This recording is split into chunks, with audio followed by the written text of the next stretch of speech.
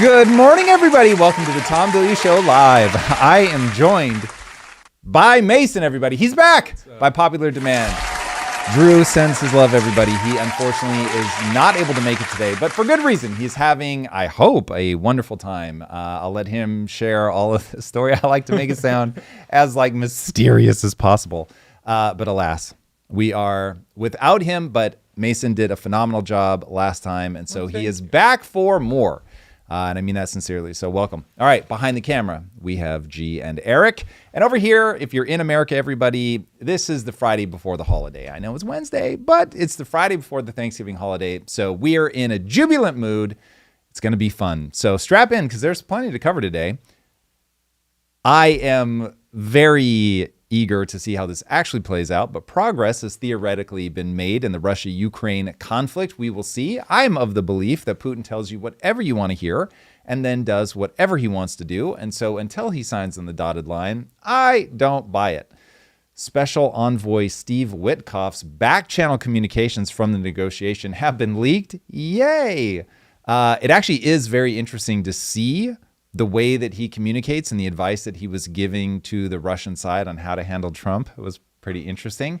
But rumors have it that it's the NSA that's leaking this information, and that would be bad. So we'll see where that one ends up going. Speaking of things, I am here with popcorn in hand. Candace Owens has gone into hiding because she believes the French government is trying to assassinate her. Help! Mason, nice. You had that one queued up. I know you. Oh, man. All right. We will fully explore that one in terms of whether this is Candace losing touch with reality or if Candace is the only one that sees things clearly. We'll get into it. Marjorie Taylor Greene resigns from Congress. That's pretty wild. And as troops continue to build up in the Caribbean, Representative Maria Salazar, I made that sound hard, says the U.S. is about to intervene directly in Venezuela. This is really about China, in my opinion. But that continues to escalate. Don't love that. James O'Keefe manages to get someone from the Governmental Accountability Office, let this sink in, to confess on camera that they're hiding information from RFK Jr. We don't hate the government enough, Mason. We really don't. We really don't. And I am force feeding myself black pills, doing deep dives and this show. Ooh, buddy. It's fistfuls. It's fistfuls, but we're going to have some fun today. That I promise you, because a VP at Campbell's got caught talking trash on his own company products. So, hey, what's not to enjoy? And, okay, this one I actually really love. Another AI song hit #1 on Apple's music charts, this time in the gospel category. It is a banger. It is a banger. AI music goes hard in the paint and is, I think, a very clear sign in terms of where things are going. On every front, by the way. So enjoy these last moments where being a human is cool because we are about to be a lot less cool and possibly slaves. So there's that. And speaking of, AI is skyrocketing Google's valuations. I think that we're in an AI bubble, but Google is riding that all the way to a $4 trillion valuation. So yeah, this is a wild time to be alive. There is a lot of upside to AI, but man, do I think that people are underestimating how awkward the transition is going to be. And whenever I talk to somebody that is looking at markets, they can binary go age of abundance and right now valuations are amazing, but they have a hard time translating what that transition period is going to look like. Because remember, if AI does all of the things that it would need to do to justify Google being a $4 trillion company, XAI getting it's actually higher than this, but in my recent deep dive, I quote it as 150x in terms of revenue to valuation ratio, which is wild. That means 150 years of today's rate of revenue pulled forward into the present. Absolute insanity. For it to justify those kind of numbers, it has to absolutely transform the entire economy, the way that we interface with the world. And to do that, no one has a job. So it's like, That's going to be violent, I think is the easiest way to say it. All right, with all of that, happy Wednesday. Happy day before Thanksgiving, everybody. Thank you for being here. Let's have some fun. Happy Wednesday indeed. All right, the first thing we have up is Ukraine apparently signing the peace deal. So breaking, Ukraine has agreed to the full terms of President Trump's peace plan. I believe that's the 20-point plan that we've gone over in the past, to end the war with Russia per ABC News. What makes this different from all the other times that we've talked about? Like, they're getting closer. How close are we? Honestly, right now, I assume we are no closer. Getting the specifics down on paper with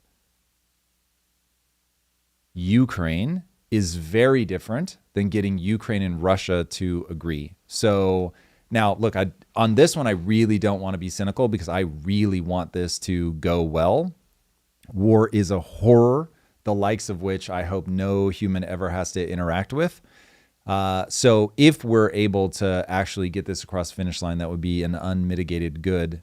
But one of my favorite maxims is don't trust what somebody says. Don't even trust what somebody does, but always, always trust a pattern. And the pattern with Putin is he tells you what you want to hear. He glad hands and he moves things forward and then does whatever the hell he wants. It was so brazen. When he had the falling out with the guy that marched on Moscow, I'm forgetting his name. Somebody in chat will remind me. And it was like, well, that guy's dead. And then like a month later, his airplane mysteriously blows up midair. It's like so wild. Like he's just that predictable. Like he's straight out of a black comedy. It's wild. So yeah, if I were a one-man poly market, I would say that the odds are extremely low that they're able to actually come to an agreement. The sentiment that I get online is that Russia is in a very good position right now in terms of who's winning the back and forth. I won't call it winning the war, but like that they're losing fewer troops. They're able to push obviously much deeper into Ukraine. I know the Ukraine is launching like kamikaze drone strikes on Russia, and so they probably don't love that, but yeah, from what I hear, they definitely would feel like they have the upper hand in a big way. And so the odds that they take a deal just don't seem high. The relationship with China seems to be going well. As far as I can tell, the sanctions just haven't hurt them enough. So unless Putin is really feeling pressure from oligarchs or something like that, that I'm just not deep enough in to know about, I don't see what would bring him to the table. So we'll see, but he's been pretty quiet. From everything I've seen so far, it seems like people have been criticizing the 20-point plan and saying that Ukraine would never sign this. They would never agree to it. So I'm surprised that Ukraine is the first one signing, like actually saying yes. Well, they reduced it. So the number of points has been reduced. I think it's a 18 or 19 point plan now. And they are supposedly pulling all the things that people thought, ooh, they'd never agree to this. Now, if people thought that they would never agree to ceding territory, that doesn't make sense to me. If enough of your people are getting killed and enough of the people in the territories that are in question already identify as being ethnically Russian, like at some point you just go, you got to cut the hand off to save the body. If you've got gangrene, it's like, it's going to either kill the whole body or you lop it off. Now, reports indicate that there is territory that Russia is saying, you're going to have to give up this area. We'll give up something else in exchange for that. That may be a hard and fast red line for the Ukraine because it's basically their Thermopylae. If you know the story of 300 from Sparta, they had to force the army, the invading army, to go through a choke point. And by going through that choke point, they were able to, I mean, still lose, but they were able to hold them off for a long time and just absolutely slaughter disproportionately. It seems to be that the territory that Russia is trying to acquire is something like that. That if they can control the choke point, then there's only open land between Russia and Ukraine in a way that they would not be able to patrol effectively and stop. So again, not being a scholar on this stuff, but from what I've read so far, it seems like what the Ukraine would need to do is make sure that they hold that they build up a big military presence, that's going to be part of their go forward strategy. And the negotiation is, no, we're going to have a much larger standing army. You're going to have to remove any of the caps on that. We're going to need to hold that territory, and we're going to need to beef up our military presence. And so if Russia wants to indicate to the world that, hey, we're negotiating in good faith, but these assholes just won't be reasonable, they might draw a circle around that and say, wow, guys, listen, like, we've got good traction here. There's no reason why we wouldn't want to take that. Ukraine is going to say, hold on, what are you talking about? We have the good traction here. We're dug in. We can defend this point. There's no way that we're going to give this up. And so you'll get a PR battle that happens over that. But again, I don't think Russia is sincere. I think Russia is going to keep pushing until something absolutely forces them to stop.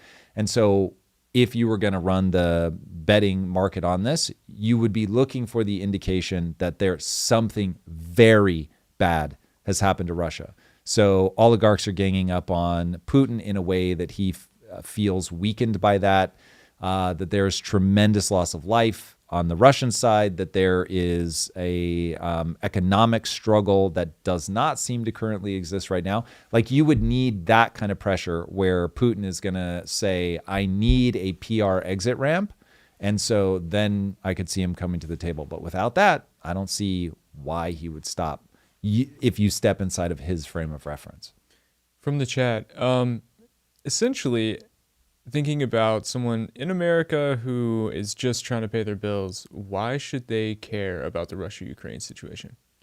I mean, if you said, Tom, this is a Lincoln Douglas debate, you need to be able to take either side of the issue, and now here's the case. I think I called them cases. It's been a long time since I've done Lincoln Douglas debate.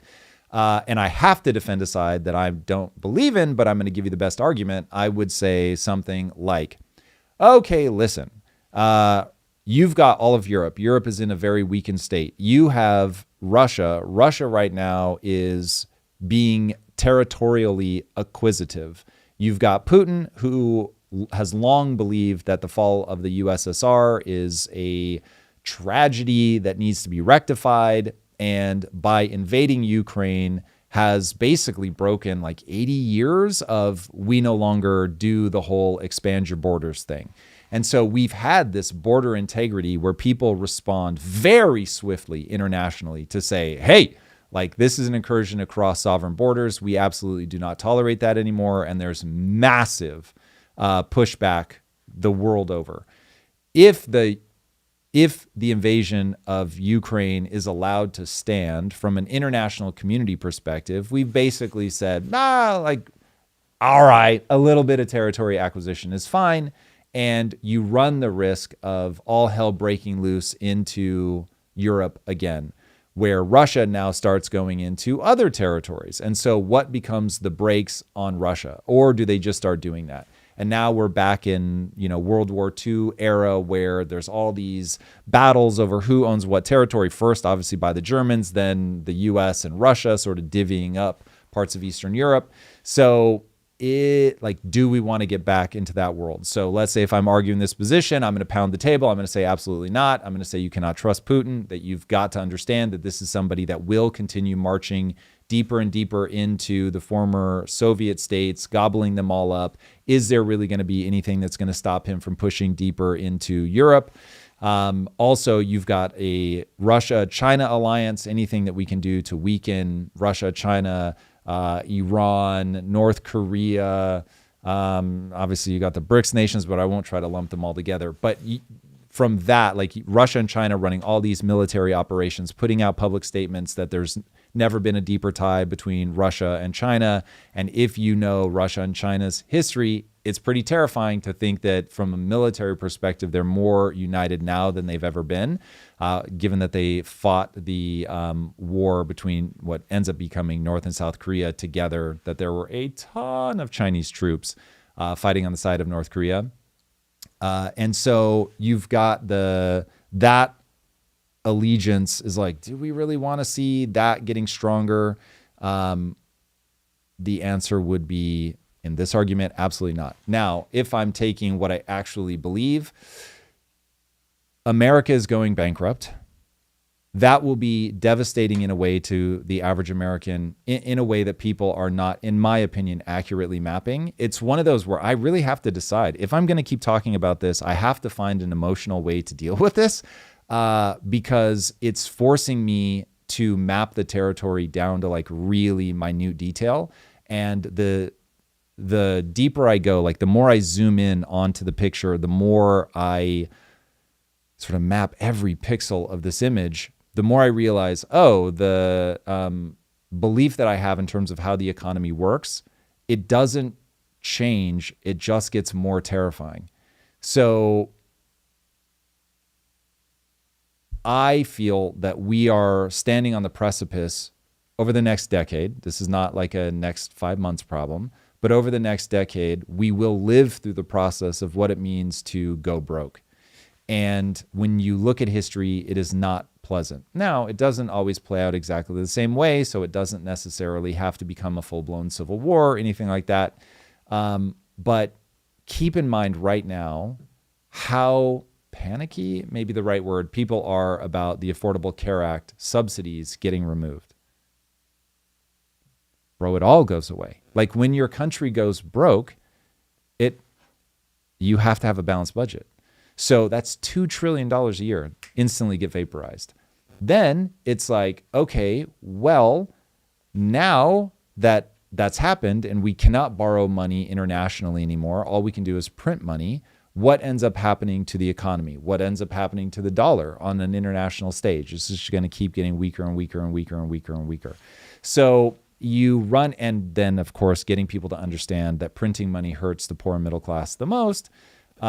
So all of that feeds into my belief that you have two options before you. You become the world's gun store and you leverage conflicts to make money for the average American so that we're able to create military industrial complex jobs for a whole lot of people to make a whole lot of weapons. I get the moral implications, but I'm saying it is an economically viable option for us to decide, hey, we're not going to get involved in these conflicts, but we're going to arm people to the teeth.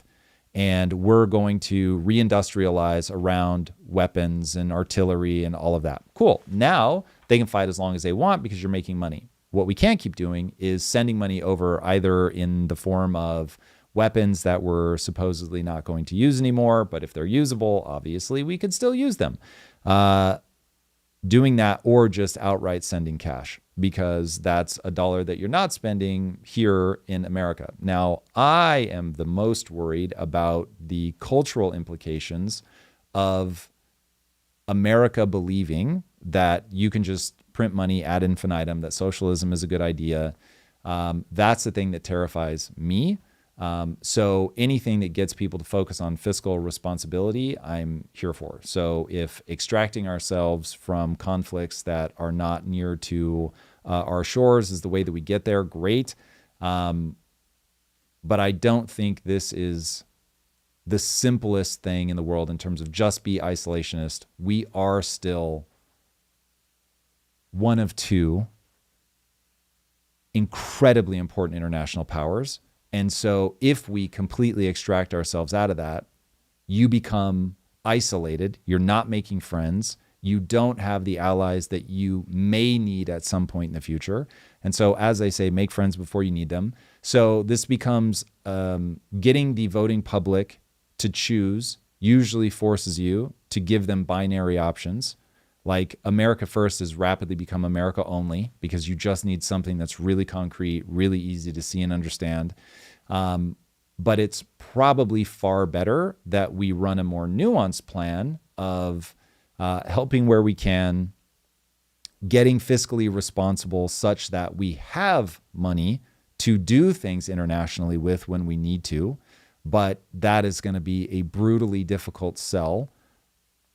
But getting into the nuance, and by the way, if these strands are not connecting for people, you need to tell me where people are getting lost so I can really draw the connective tissue, because I'm getting into the nuanced web that makes all of this stuff difficult to parse through. I know this is where people tend to get lost, but it is a very hard sell to tell Americans, hey, I know that we're going bankrupt. I know that we have to spend less money domestically, but we also can't go to zero spend on the international stage because these are allies that we want and need. These are ways that we get some of the power that we have as Americans because we have so much influence the world over. And if you give up that influence, which is already waning, but if you give up that influence entirely, then you're going to economically down the road be in a much worse position. But that's hard to convince people of when they look around and they're like, I can't make ends meet already. This does not feel good in any way, shape, or form. The youth feel totally disenfranchised, and they believe they're disenfranchised because capitalism bad, not realizing they're disenfranchised because we gave up on capitalism a very long time ago, and that the way to solve their problems is to move in the opposite direction. But good luck convincing them in the middle of all of that, in the middle of people like me pounding our chest saying we need to balance the budget, and also saying, but by the way, you probably do want to use money to make sure that you have killer allies the world over. That makes total sense. I think chat is really appreciating the depth and nuance there, but we can also move on because we've got people eavesdropping on calls with Russian officials while they're trying to end the war in Ukraine. Yeah. And I didn't think there was a ton in the actual transcript unless I'm missing something. But it's not that there's a ton. It's that it is utterly fascinating to get a glimpse inside of people's awareness of Trump's psychological vulnerabilities. We all have them. Now, when I was teaching film, I would often show students bad filmmaking so that you could see the process. So good editing tends to be invisible. You don't understand how the trick is being made. You know how you feel, but you don't know how to structure that. So as a growing editor, you're trying to figure out, wait, what do I do? And so I would bring things in where I'd say, okay, you can see what they're attempting to do, but they're doing it clumsily. And so now you can see fast cuts create this effect and things like that. So anyway, Trump is the psychological version of that.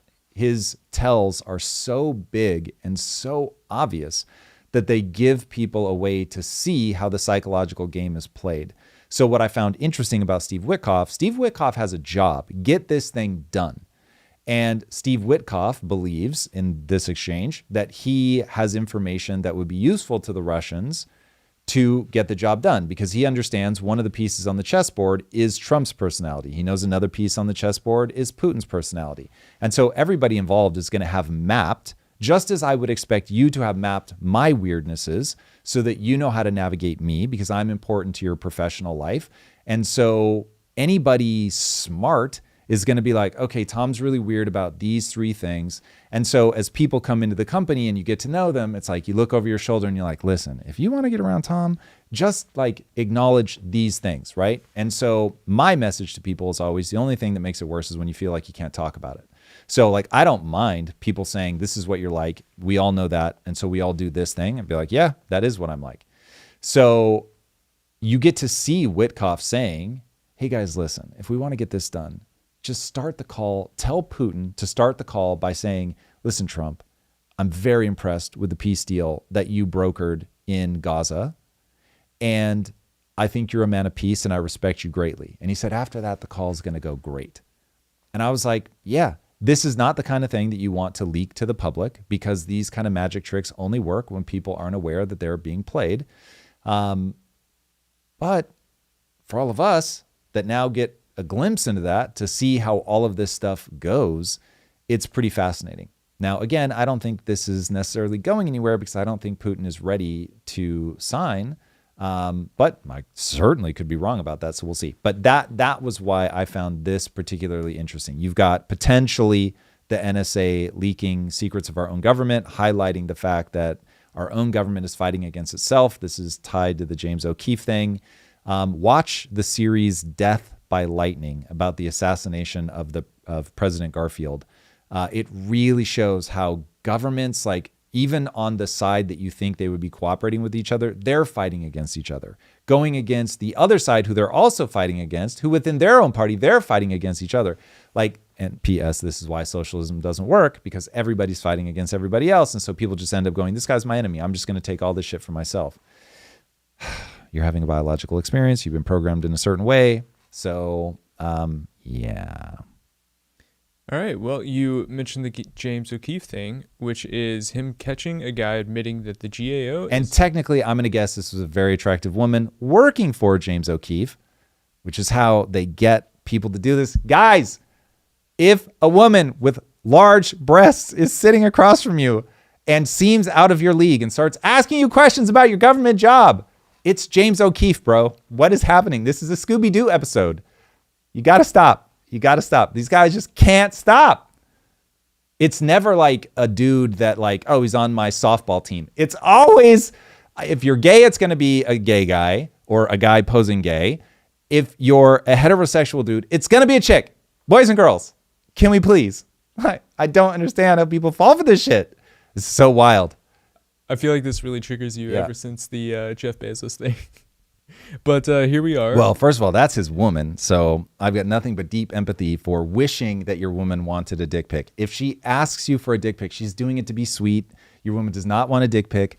But yes, that is the foible of man. So because I'm not above it, that's why this is a PSA to myself. Yeah. Oh, God. Men are hilarious. Cool. So let's get into the undercover footage showing that the Government Accountability Office director admitting that they stole and backed up federal data to keep it outside RFK Jr.'s control. Make sure. I work for the Government Accountability Office. I'd watch out for the vaccine denying head of HHS, who's going to ruin healthcare in this country even more than it already is. Are they doing anything to stop him? We are. In some places, administration has gone through and they've destroyed statistical agencies, data sources, and they've not literally deleted data. And we have, stolen and backed those things up. So that's something they can come back to the government. And so I know if they ever find a way to get me, I'm gone. Hope nobody figures it out. Well, it doesn't look good. As he's saying on camera. Now, obviously, he doesn't know he's on camera, but still, goodness gracious. This is so wild. And so the main thing I'm thinking about here is what kinds of things would they be saving to then bring back up later in government that Trump is getting rid of? Like, what would that be? Well, so this is where my biases are going to come flying out of my head. I don't know is the only honest answer, but anything that they think he will be able to use that to make his case. So let's say that you find data where it's like somebody ran a study and it shows something unfavorable about a vaccine or something like that. And so you're like, like this is but one of the studies and the data overall is still great. But if he sees this, he's going to get a PR victory and he's going to run laps. And so we just got to bury it. Obviously, that's a guess, but I could see people being able to justify something like that to themselves where it's like, oh man, he's going to be able to make hay with this, but it's really not that big of a deal. Or it may really be a lot of evidence, but people feel like it's still on balance, it's important. Or, and this one scares me the most, they are just ideologically captured. Their side is pro-vaccines. Therefore, I'm going to make sure the vaccines get across the finish line basically no matter what. It's probably different people will fall on different parts of that spectrum. For some people, it's going to be the relatively innocent, like, oh God, this is just one small thing, but I know that he'll be able to use it as a political tool, so I want to hide it. For some people, it will be like they have an agenda. People are going to get vaccinated. All the way to like, this is some big pharma shit. I'm on big pharma's payroll. I'm going to hide this. I'm not saying that's this guy. I'm just saying that is going to be in your basket of options of people who's have just, they're all going to have different motives. That's going to be one of them. So yeah, I have no idea who this guy is. I do not know which of those motives are his thing. But man, humans can convince themselves of some pretty wild stuff when they believe that they're right, or when their financial future depends on them justifying something to themselves. People can get pretty scary. So the end of this tweet was the most inflammatory piece for me, which is where they say, he says when the Trump admin ends, they will reinstate Big Pharma vaccine rules. Yeah. And I just know 2020 was not a good time, especially for me. Like, COVID did not help careers and life and that kind of thing. Does this scare you? Does this make you mad? Does this even seem possible? It's very possible. We've already done it. So yes, it scares me. So my mental map. People hated, well, there was a ton of backlash from the way that the COVID policies and like rules went, and it was horrible for the economy. And so, yes, we've already done it, but did we do it in a bad way where the public would never allow it again? Do you know those memes where it's like a sketch drawing and the person's like pulling their head back, giving you like side eye, and then its neck gets longer and longer and longer? That's how I feel right now. So the public is infinitely malleable. If you can get people to believe that, hey, to be on this team, you wear a mask, you get vaccinated 12 times a day, like you lock the fuck down, people will go for it. This is how I feel when I hear culturally Chinese are like, bro, we've just had so much instability as a culture. Like, yes, all right, mouse starved 45 million people to death, but is it really that many? We got 1 billion, bro. Like 45 is a rounding error. And so we want Xi to come in and just like be the strong father and just tell us what to do. I'm so not only Western, I'm American to my core. So for me, I've got this just like hardcore, don't fucking tell me what to do. I am pathologically opposed to external forces trying to control my life. So I have a very strong allergic reaction to that, but not everybody does, man. So it is entirely not only possible, it is hyper likely that we would go back to that if that ideology continues to gain steam. Now, remember, and I've walked people through my logic before, that same energy is what you see in the socialist movement. Socialism is a movement of, and if you don't, I'll shoot you. Once you understand, socialism is like, the buses are free, and if you don't fix them for free, I'm going to shoot you. If you don't give me your money so I can pay for these, even though it's more than I said it was going to be, I'll shoot you. Like, once you understand, that is what happens. That's not me trying to be funny or hyperbolic. That's what happens over and over and over and over and over and over and over throughout history. It is a confiscatory policy, and when put in the hands of people who fucking love to tell you what to do, 100%. We will find ourselves back there again. Humans are a 1,000 20-sided dice roll on personality traits. And you get groupings of people are kind of like this, right? You get archetypes. You get Karens. You get sociopaths like Jeffrey Epstein, right? You get the whole panoply. You get your Mother Teresas. You get your Gandhis. You get your Martin Luther King Jr.'s, your Nelson Mandelas. Your Putins. You get the school teacher who made your life better in 1,000 ways. You get all kinds of people. But one of the archetypes, and there's a lot of them, are people that really believe they are correct and that you are a monster for not doing what they say. And they love to see other people suffer.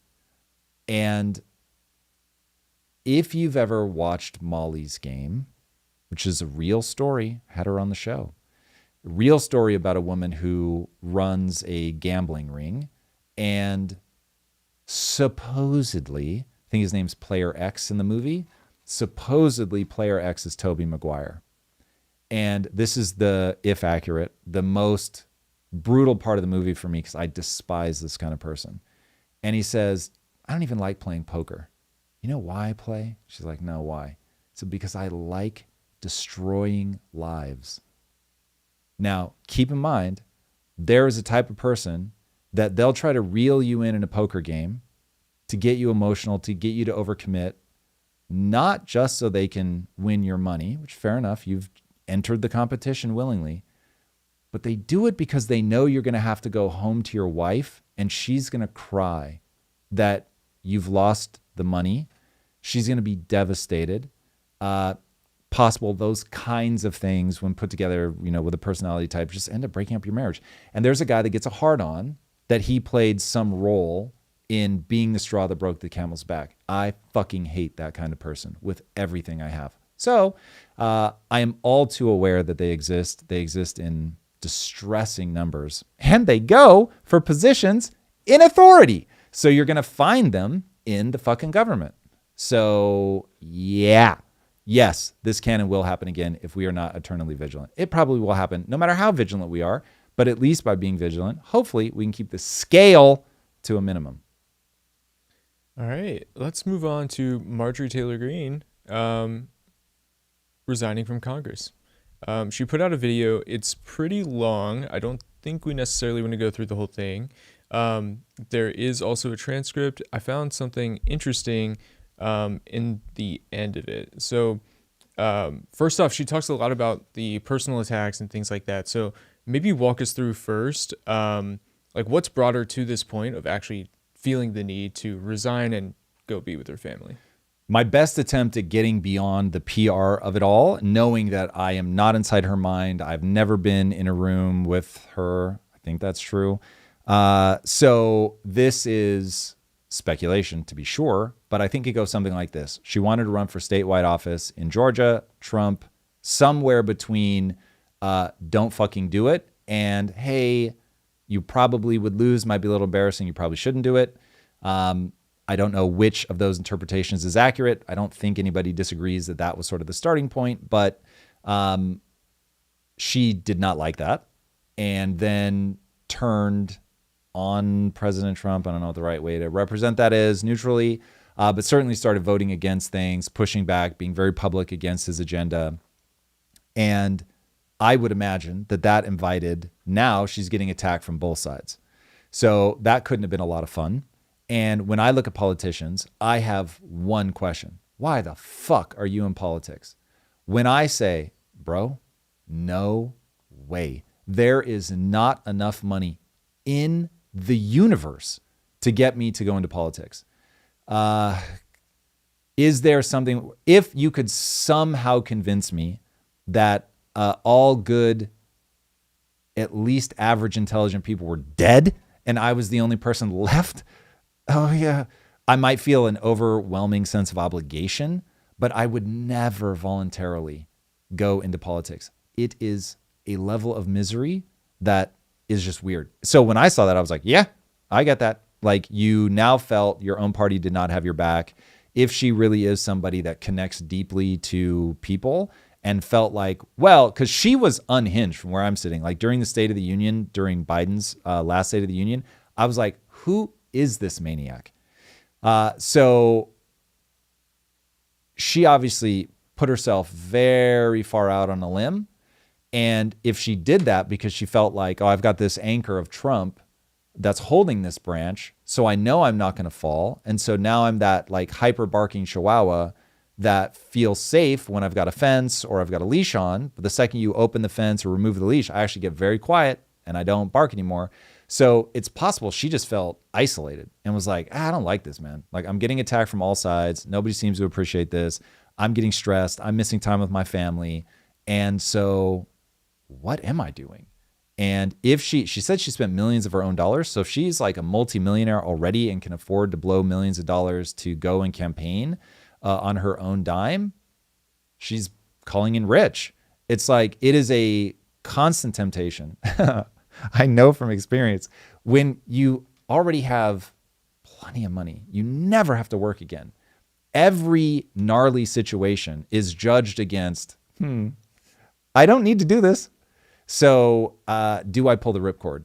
So it feels like either she realizes my heart's not in this anymore, so I'm going to back out, or she realizes, like, if she's far more of a political animal than I realize, and is like, for me to go build for the next cycle, I need to eject out now. I need to go on a campaign, be totally anti-Trump, and spend the next, whatever year being anti-Trump and then running for Senate. I suppose that's possible, or something at the state level. But she realizes, again, conjecture, realizes that being in Congress and having all this pressure to adhere to Trump is not the place to do this.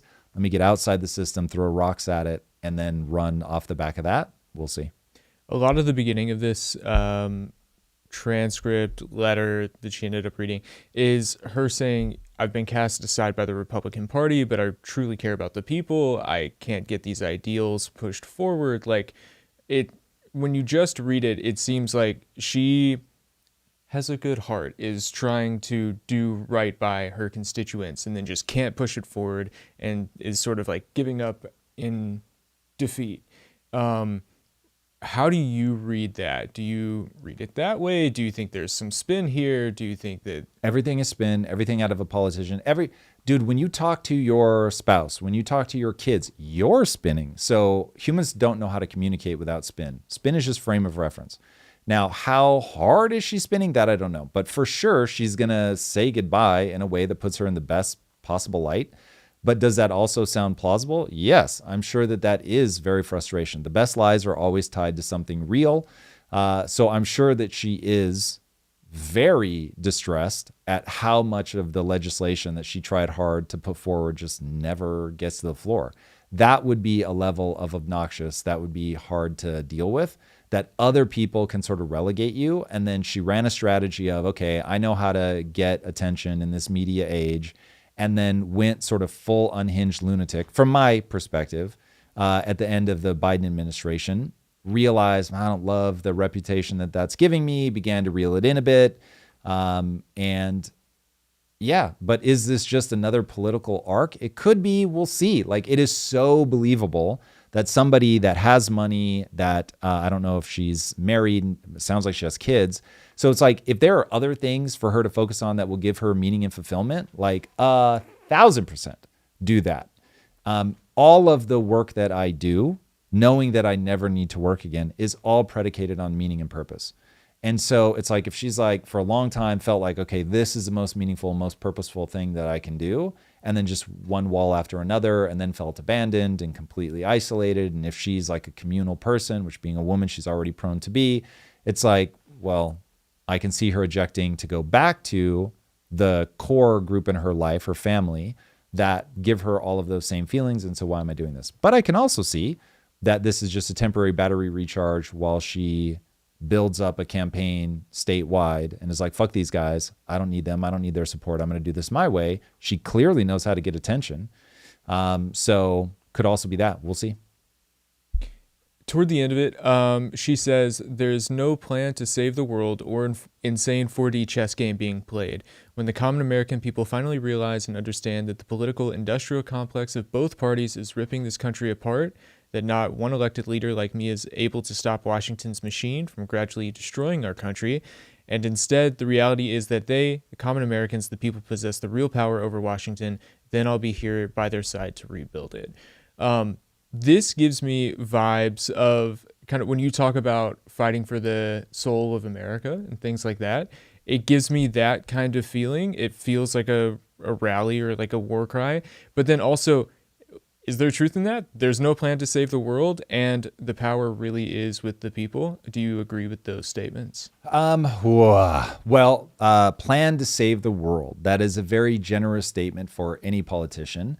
But if she said there's no plan to re-empower America, I would say, no, that's bullshit. There's clearly Trump, Bessent, Lutnick, they are trying to re-empower America.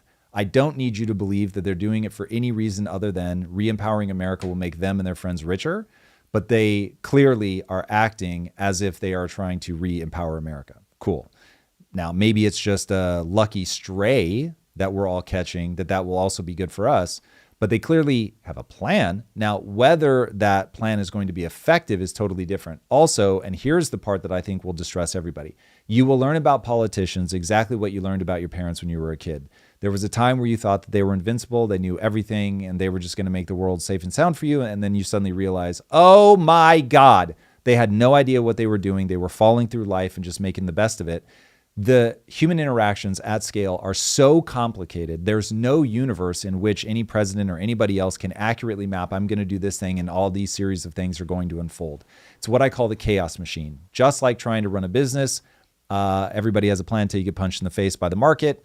And so they're going to react. And so Trump is a intuitive counterpuncher. So he does everything by sort of gut feel, and he'll respond. If you're positive to him, he'll be positive back. If you're a dick to him, he'll be a dick back.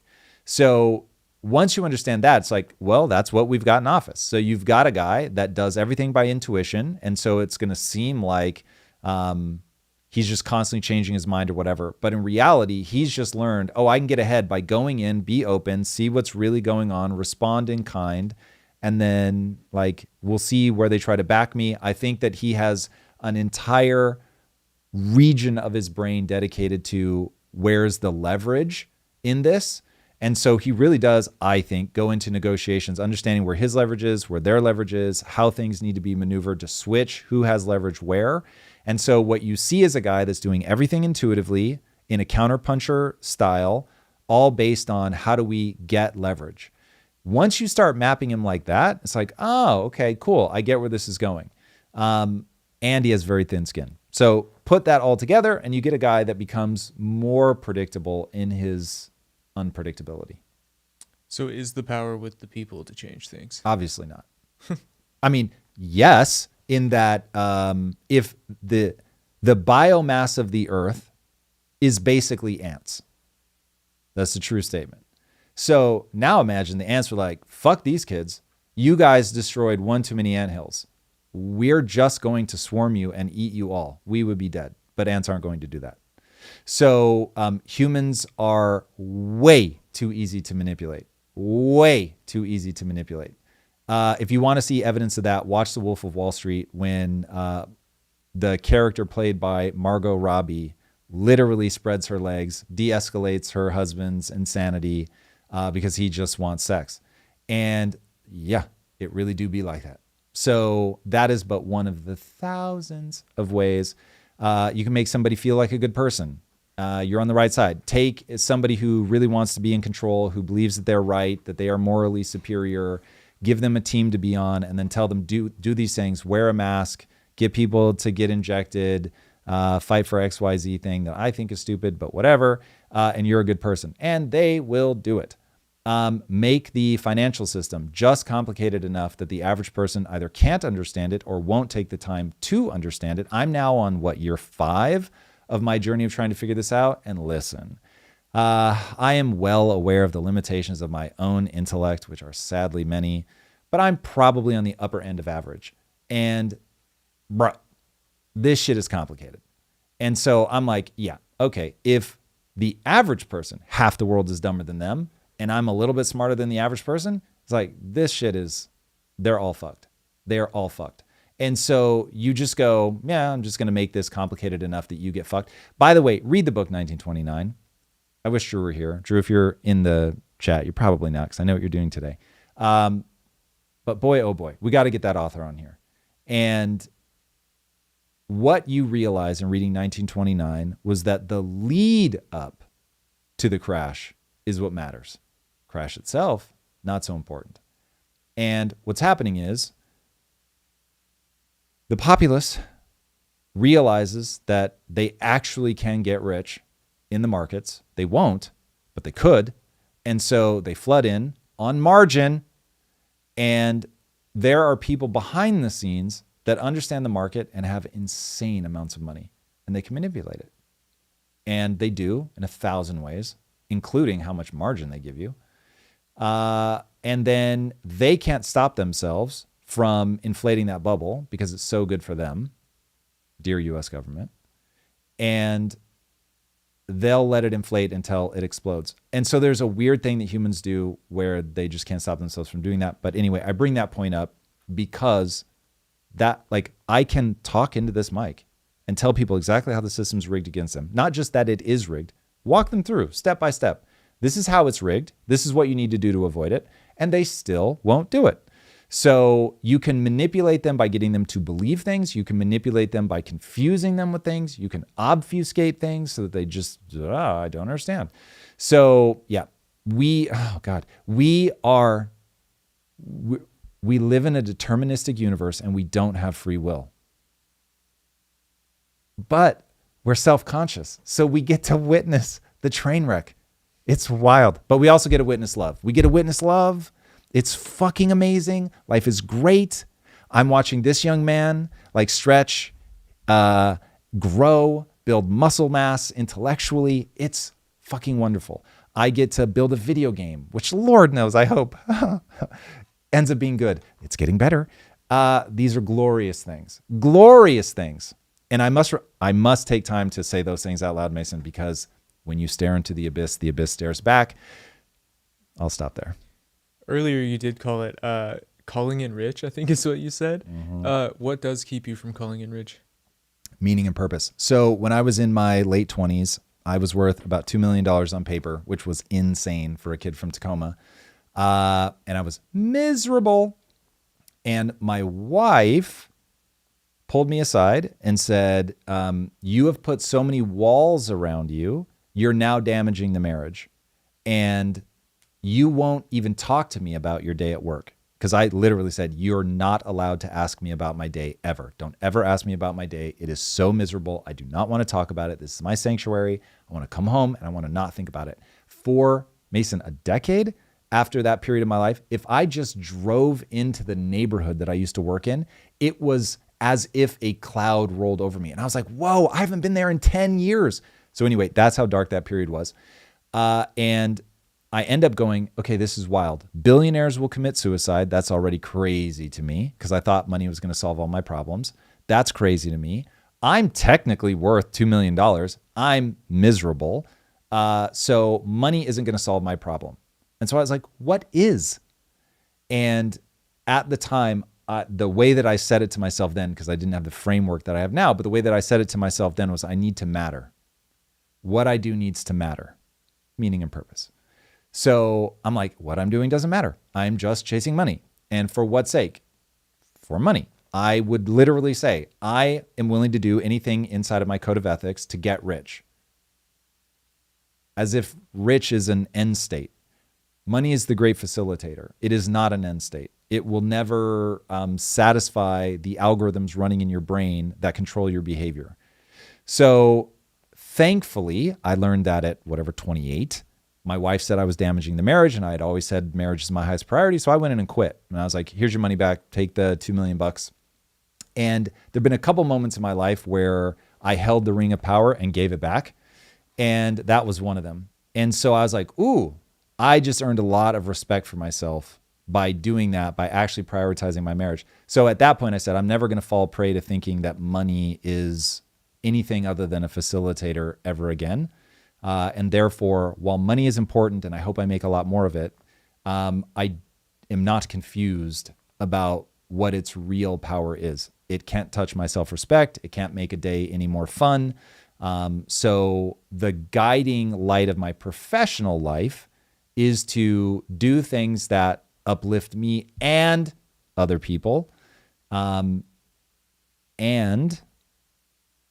that I would enjoy even if I failed at doing it. And so I spend Saturday and Sunday mornings isolated by myself, working on a video game and spending my own money to do it, by the way. And it might fail. And at the end of that, I would have lost millions of dollars, have nothing to show for it, but it would have still been awesome. And so that's where I'm like, cool, yeah. Now, if I can pull it off, then I really think that I can positively impact kids in the age of imprinting, which is me groping in the dark. Because remember, I hope that everybody that can hear my voice right now, though I know there are some hate watchers, hi. I hope that everybody that can hear my voice right now is part of the 2% of adults that can and will change. This is obviously an approximation, but I think it's pretty close. 98% of adults, while they can change, they will not. And I came to that conclusion after spending, Mason, thousands of hours of group and individual mentoring. And it just chipped away at my will, watching how few of them actually made change. This is all before cameras. This was not me doing it because I thought somebody was watching somewhere. This was me saying, I changed my life, and it was so profound in terms of my own internal suffering, realizing the only belief that matters oh, that ended my suffering. Oh my God. And by the way, ended up making me fantastically wealthy. I want to tell people how to do this so they can do it in their own lives, only to then watch, they just won't. And somebody who I ended up losing a lot of respect for, but they told me a thing and it haunted me. And I reacted so naively when they said it, but it stayed with me for a very long time. And they were like, Tom, you are wasting your time. Because remember, I spent hours. It takes a long time to get to thousands of hours. I spent so much time trying to help people grow that were never going to grow. And this person said, they're never going to grow. And I'll tell you a very gross thing that they said. This is part of why I rebelled so heavily. And they're like, that's the point. The point is to be richer than somebody else. Yeah, oh yeah. Ooh. Oh yeah. That hit me viscerally. Bro. But like in a good way. Oh, I don't know what to do with that, Mason. I don't know what you mean by that. That's like motivating. Yes.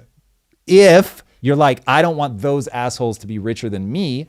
If it's motivating into, yeah, ha ha ha, you fucking dirty, filthy plebes, I want to be richer than you. That is dark. So anyway, he ended up being right about the fact that I was wasting my time. And that was a very bitter pill to swallow. So anyway, sit down with my wife and I'm like, what the fuck do we do? Like, I've dedicated my life to, I want to help people in my particular way. And that sent me down the path of like, hold on, when are humans actually impactable at scale? And 11 to 15, given what I'm interested in, is like the sweet spot. It might be even more beneficial to go like true Disney and like scale down to something that's more like 6 to 8, maybe. I just don't find that entertainment super interesting. So anyway, I'm going to start at the 11 to 15 year range. That was a long answer to a very simple question, but I enjoyed it. Therein lies all the truth. And we got some enjoyment in the chat as well. But we will get back to the news with Bernie Sanders. Super chat. Who said this. I'll just read it and we'll get your reaction. In an authoritarian society, a handful of oligarchs own media. True. Here's where we are in America. Musk owns X, Zuckerberg owns Facebook and Instagram, the Ellisons own CBS and are eyeing CNN and TikTok, Bezos owns Twitch and the Washington Post. We must combat oligarchy. So in a moment where consolidation of compute is giving us AI and tons of new capabilities, and that's only possible through these companies getting bigger and sort of having control over that to do the research to make it happen, should we be combating oligarchy? Is that what's happening here? Or is this political spin once again? There is an iron law of oligarchy. You are always going to have people that run the country. So oligarchy just means ruled by the few, for anybody that cares about the actual word. So you're always going to be ruled by the few. So brace yourselves for that. I don't think there's any escape from that. Now, that doesn't mean that you shouldn't have a very high expectation of the people that are the ruling class. You very much should hold them to a very high standard.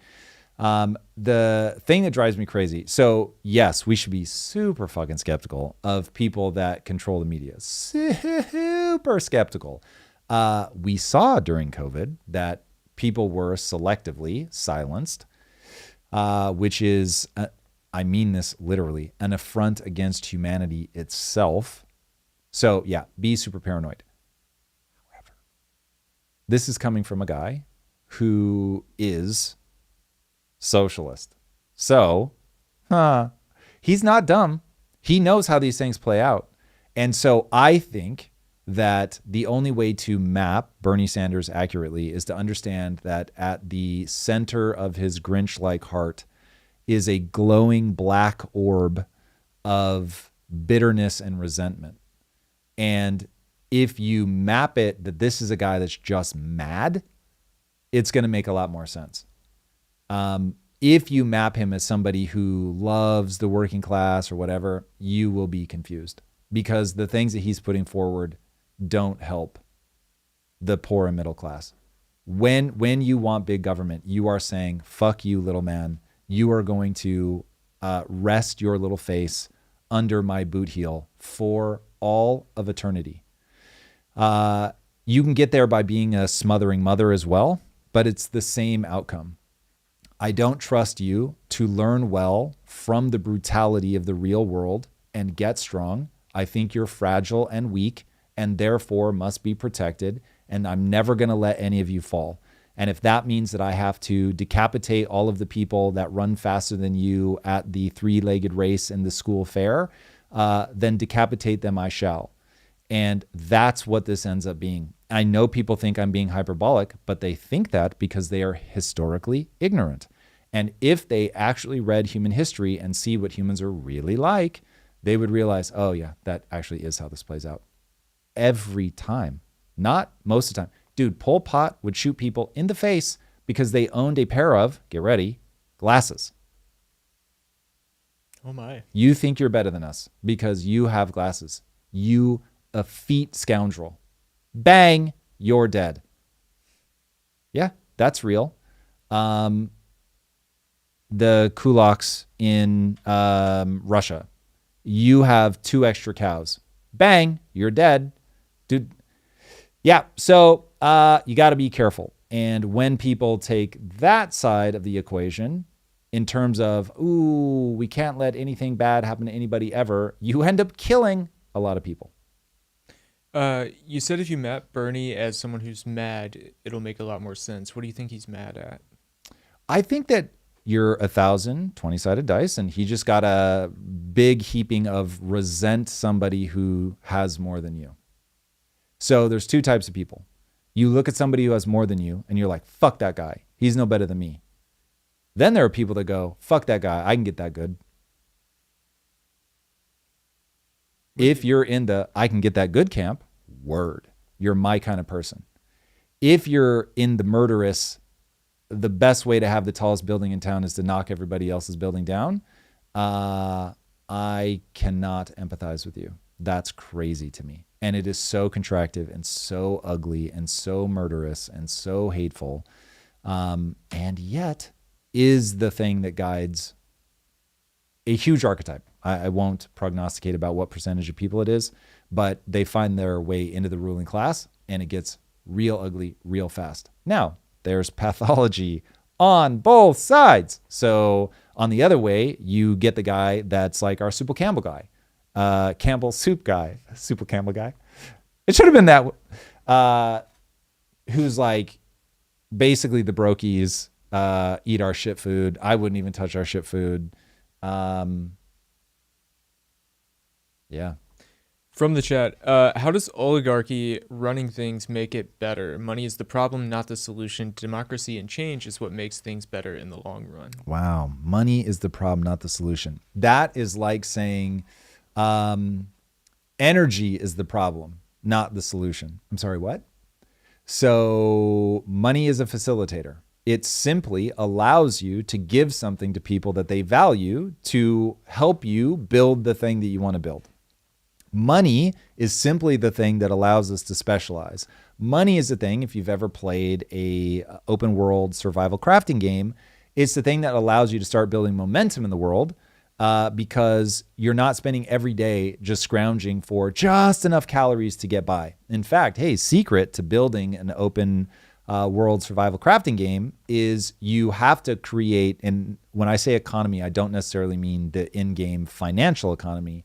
I mean that the resources can be stockpiled, and you want to put people in a position where in the beginning it's like, oh my God, like I'm going to die if I don't hurry and I get these things. Okay. But then you start getting those things. You're trying to build a proxy for the drive to get wealthy and the good feeling when you are wealthy. And now you can easily get the things that were once very difficult. And then once you get those things, then another layer of the game opens up for you. So it's like, is the ability to stockpile resources and get other people to help you build something, is that evil in and of itself? Like what? I don't even understand. So that is humans going, constantly getting eaten by fucking saber-toothed tigers. That really sucks. But I'm not good at masonry. So I don't want to spend my day doing masonry, but I need a wall to keep fucking bad thing out. So I need homeboy to build the wall out of stone or brick or whatever the fuck. And he's not going to work for free. This is the part that everybody forgets. The reason that we have money is because you won't work for free. You're the problem. And since you won't work for free, we got to fucking pay you. And now that I have to pay you, this whole thing called the economy comes into existence. And we learn all kinds of crazy rules about the economy and what makes it actually work. Debt, Mason, debt. Debt is the thing, man. Fuck, debt is so powerful and it is so destructive. And because humans cannot stop themselves from using a thing, that's awesome. They will use it until they die. It just is what it is. So anyway, money allows for specialization. Money allows for the aggregation of capital so we could build bigger and better things we wouldn't otherwise be able to build. Anybody that says that money is the problem simply does not understand the nature of humans, nor the nature of the open world survival crafting game that we call life, where you need to be able to aggregate resources. One of the reasons that people hate redlining so much is the catastrophe that it caused for the black communities not being able to accumulate resources. So they weren't able to pass it down. This is also why it's evil to tax somebody when they die, because now you're saying that, hey, all that work that you did and the number one algorithm running in your brain is going to be to have kids and then make sure that they're financially taken care of, which will incentivize people to innovate and work hard and all that, which is all good things. You're then going to steal it right at the finish line. That's fucking sinister. Sinister. Because being able to aggregate capital is awesome. But you have to be able to put people in a position where if you make bad decisions, you can lose it all. And then you get back to t-shirt to t-shirt in 3 generations. Meaning you're a guy that can only afford a t-shirt. You make a bunch of money. Your kids get to spend that money. And then their kids are back in a t-shirt. It's pretty wild how it works, but that's how it works. And so I know people have this belief that like there's these evil, sinister families that gather up all this capital and they're rich forever. It does not work like that. Staying rich is far more difficult than getting rich. And so we just need to stop all the government manipulation that makes it so, man, once you get into the wealthy class, oh shit, you yank that ladder up as fucking fast as you can. You regulatory capture the shit out of your industry. You tell everybody else to fuck right off. Not in my backyard. Your house, you're never going to get a house because I need my house to go up forever. And oh man, these things are all so knowable, but we still do them. You gave me a bit on debt. Give me the speed run on why debt is so bad for the individual and then tie it back to the government. Well, first I have to tell you why debt is so good for the individual. So debt is the thing that says, hey, I bet that you're going to get better and more efficient over time. And so right now you can only harvest a couple bushels of wheat. But if I loan you money out of thin air, then you'll be able to buy an oxen and pull a plow or invent a combine and drive it around the farm. Cool. So I'm going to give you that money and I'm going to pull, let's say, 3 years worth of today's rate of profitability into the present. And so now what I'm betting on is that over the life of that loan, you're actually going to be able to pay me more than I gave you because you've unlocked so much additional productivity.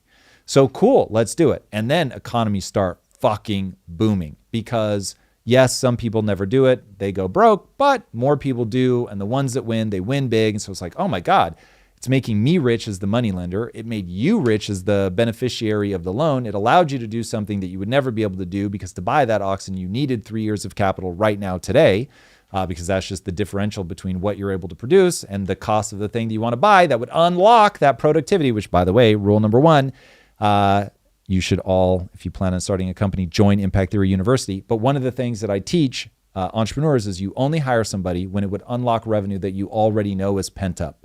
So if you know I can farm a bigger farm if I have an oxen to pull this plow, and so I make X, and if I have oxen, I make X times 3. Yeah. As long as that's reasonable in terms of the cost of the oxen, you buy the fucking ox. And now we've got X times 3. Yay. So that's the position that you want to be in. So it becomes this just unmitigated good at the beginning. But then what happens is people go, I made this money out of nothing. And I just made money off of it. So I just lent you money. Make believe. I was just like, yeah, it exists. Here. And you go buy the ox and you pay me back real money. I'm going to keep it simple. You pay me back real money. And now I'm like, holy shit, I just made money off of a made up thing. So imagine how many people am I like, if you fail, I lose nothing because I fucking made this shit up. And if you win, I get rich. And so now motherfuckers go crazy making as much money as they can. And they suddenly realize, uh-oh,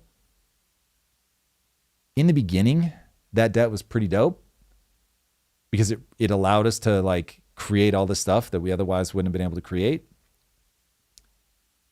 But now what nobody's noticed is I'm creating a lot more money than you're creating productivity, you being the world.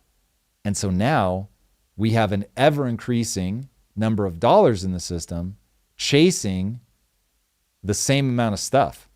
And the physics of that situation is that the cost of things will go up. So now for anybody that can acquire more of that money, they're cool. But it's a very small number of people. I'm going to ballpark it for you based on a stat that I heard about crypto. I'm going to guess that this holds true for the stock market as well, but it's going to be something like 5% of the wallets garner 90% of the money. So it's like, well, a very small number of people that understand the game, they will win really big. And everybody else is like, why can't I afford shit again? Like, what the fuck is happening? They actually don't understand. They're like, this is weird. They might even be making more money. So they're like, okay, I used to make $100 a day. I'm now making $120 a day, but I'm running out of money before I run out of month more and more. And I don't understand why. I'm literally welling up because that was me a few years back. Bro. And it was like, what the fuck is happening? This is all of America right now. And because they don't understand, it's banking. It's deficit spending. It is you voting for Mamdani, who's like, I'm going to make this stuff free. And that's the problem. And so you have a man lost at sea who's dying of thirst, and you scoop a big glass full of seawater, and you go, but bro, it's wet. And then that person drinks it and they die much faster. But it's, are you going to get them to understand like how electrolyte imbalances in the body cause a problem? And so when you overconsume salt, no. So people drink it.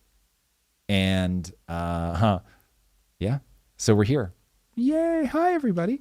We're here. So that's the answer. You asked a question and I answered it. I did. There. Thank you for doing the speed run for me. That's going to be welcome. A very nice clip for me.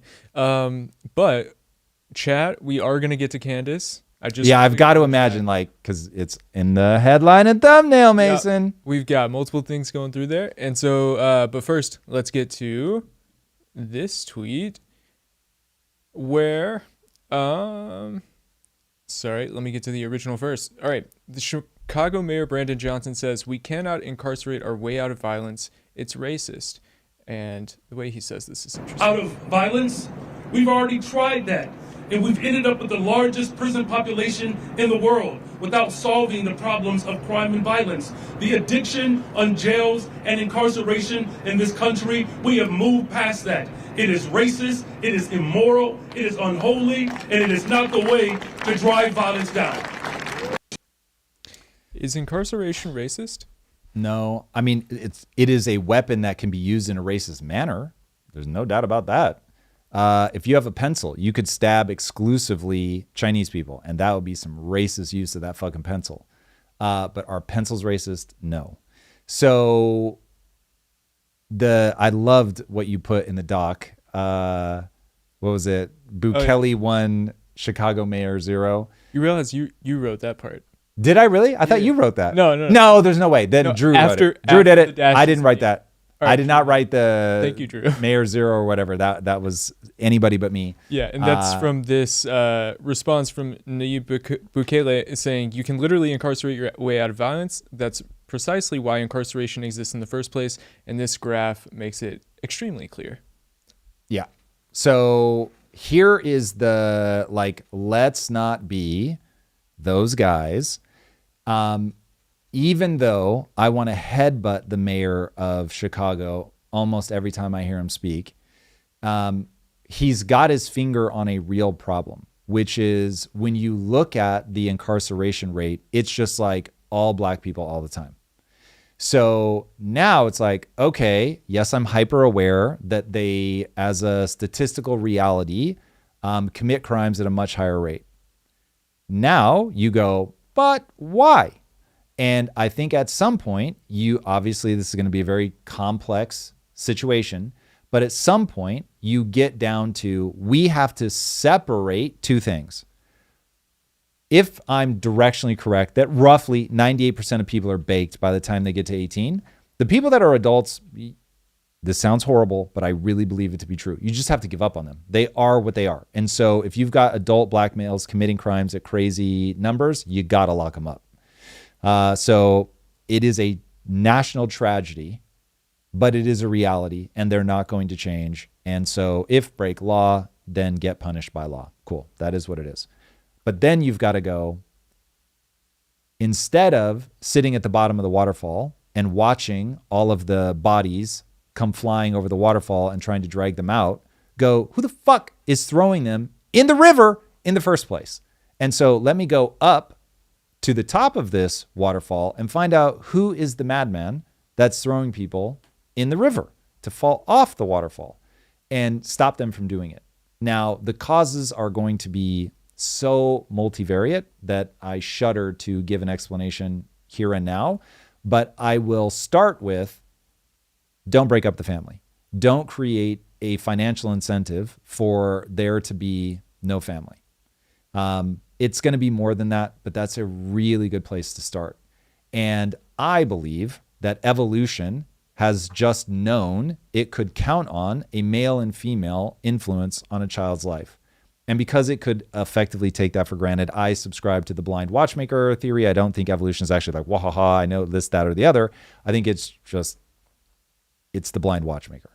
So given that men and women over just unimaginable periods of time from an evolutionary perspective have influenced kids in different ways, we get to the point where we have a nature that requires a specific kind of nurture. And when it doesn't get that specific kind of nurture, then you have a problem.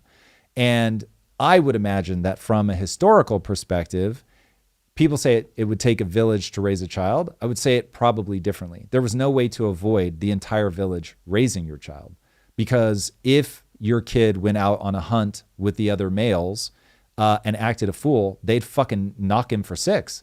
Like they'd punch him, kick him, mock him, whatever they needed to do to get conformity. Like whatever they needed to do. And you as a mom could scream as loud as you wanted. They did not give a fuck. In fact, most cultures would ceremonially, the young boy would go to the women, would be hanging on day of coming of age ceremony. They would be hanging out with the women. The men would come and do some sort of ritualistic, forceful grabbing of that child. The mother would go through lamentations, but somewhat theatrically. And you now know, I am no longer of the world of women. I am now a part of the world of man. And they would usually do something to hurt you to mark you're now a man. And in The Long Walk to Freedom, Nelson Mandela recounts his coming of age trial, and they bring you out fucking buck naked, spread eagle in front of the whole tribe. I'm not joking. And they make you sit there with your dick in the wind, and I don't know if it's a priest or whatever, but they come up with a fucking razor sharp rock. They grab your foreskin, pull it, take said sharp rock, and cut that fucking foreskin off. They do not give you a numbing agent. There's nothing. They just cut your foreskin off. You're like 14 at this point. And you have to yell the warrior's like creed as they do it.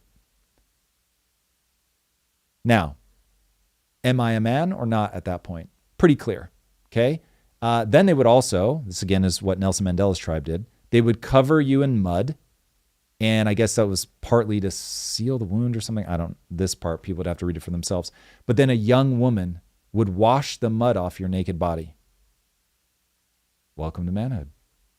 So it's like we don't do anything like that anymore. Like, we let people act a fool, and we don't realize that, yes, you need women 1,000%. You want them to love and lavish that child with affection and all of that. But at some point, you also need the male influence of rough and tumble play, discipline. No, you don't get to do that. Like, when I watch my wife baby our dogs, I'm like, this is out of pocket. And I'm just like, fuck no, they can't do that. Stop, hard pass, lock them up, whatever.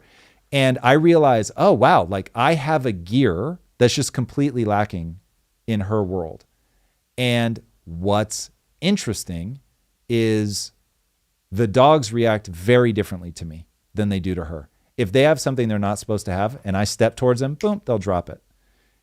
If she's like, come on, baby, like, and so it's like, yeah, welcome to evolutionary creatures. Like, if they think that they can out aggression you, they will.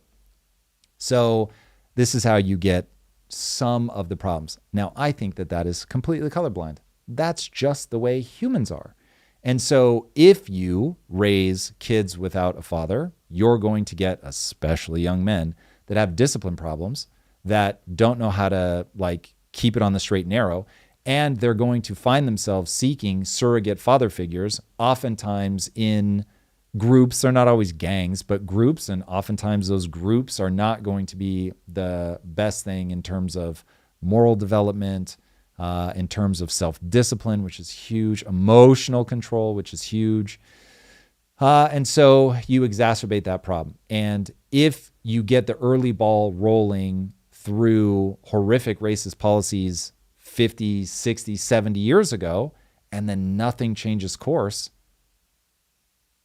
then it's going to disproportionately play out in the black community. It's not a black problem. It is a evolutionary problem that is manifesting in a certain group because of something from long, long ago. But the solutions to now be overly generous and kind and all of that, they won't work. You need discipline. Treat that individual as an individual. You were born today. All the shit that came before you doesn't fucking matter. I'm going to build discipline. I'm going to make sure that you, the language centers of your brain develop properly. There's all kinds of stuff. Read Jeffrey Canada's work. So all kinds of things that you can do to mitigate these problems that we're just not doing. So he said that incarceration was racist. We went through that. He also said we've moved past that. What does that mean? Like, what have we moved past incarceration into, or is this just stringing words together to sound good? No, he's getting at, like, so everybody's in their frame of reference. Everybody's in their bubble. He's in a woke bubble. And so for him, it's like society's moved past the idea that we can incarcerate our way to making this better. We now understand, this is his perspective, we now understand that the black community is disproportionately hurt and punished by all of these things because the world is a horrible, rotten, racist place. And so what he's saying is we've moved past all of that. We're just better educated. Sense. We're awake to this reality. He's mismapping that, but certainly from within his community, there's probably a lot of that. Like, we all know this doesn't work. Now, obviously, based on what I just said, I think that they have completely mismapped the problem, but that's what he means, would be my guess. All right, moving on. So let's see. This says this story. So there's a rumor going around that Kash Patel is going to be fired as the director of the FBI. And Caroline Leavitt responded and said this story is completely made up. In fact, when it was published, she was in the Oval Office where President Trump was meeting with his law enforcement team, including Kash Patel. She read the headline to the president and he said, "What? That's totally false. Come on, Kash, let's take a picture to show them you're doing a great job." And this is that picture. How does this hit you? Do you think that there may still be anything to the rumors, or... At an absolute minimum, Kash is doing the world's worst job of PR. So he made a lot of promises and is just falling on his face in terms of delivering in a way that his constituents, and yes, I know that he's not elected, but his constituents, us, the public, feel about the way that he's doing the job. So I won't be surprised if ultimately Trump does fire him. If he needs a sacrificial cow, if the Epstein thing continues to be bungled, and he doesn't want to let Pam Bondi go, but he has to let somebody go. It's certainly possible that they put it all in cash. Now, do I think that because President Trump smiles and poses with him, that means that there is no frustration from him? No, it does not. He could easily come out tomorrow and be like, well, I just found out this, though. And so he's got to go and, whatever. I take pictures with people all the time. I thought he was doing a great job when I took the photo, realized, oh, he's not. And so I update my thinking and off he goes. So, I mean, what you can take from this is he doesn't plan to fire him right now. And he may love him, for the record. Like, there's nothing in that photo that immediately tells me that it isn't exactly how he feels. I just know that it doesn't necessarily tell you that that's exactly how he feels. What has Kash Patel's tenure in this role been like? Do you think that like he ought to be fired, or like is there any substance to the rumors, anything that would make that necessary? I won't know until we see the results of the investigations, but the way that he's handling communication with the public is so bizarre. Coming in day one, all the files ever, we got you, here it is, put me in there, coach. Like, I'm going to do the things that none of these other guys were able to do.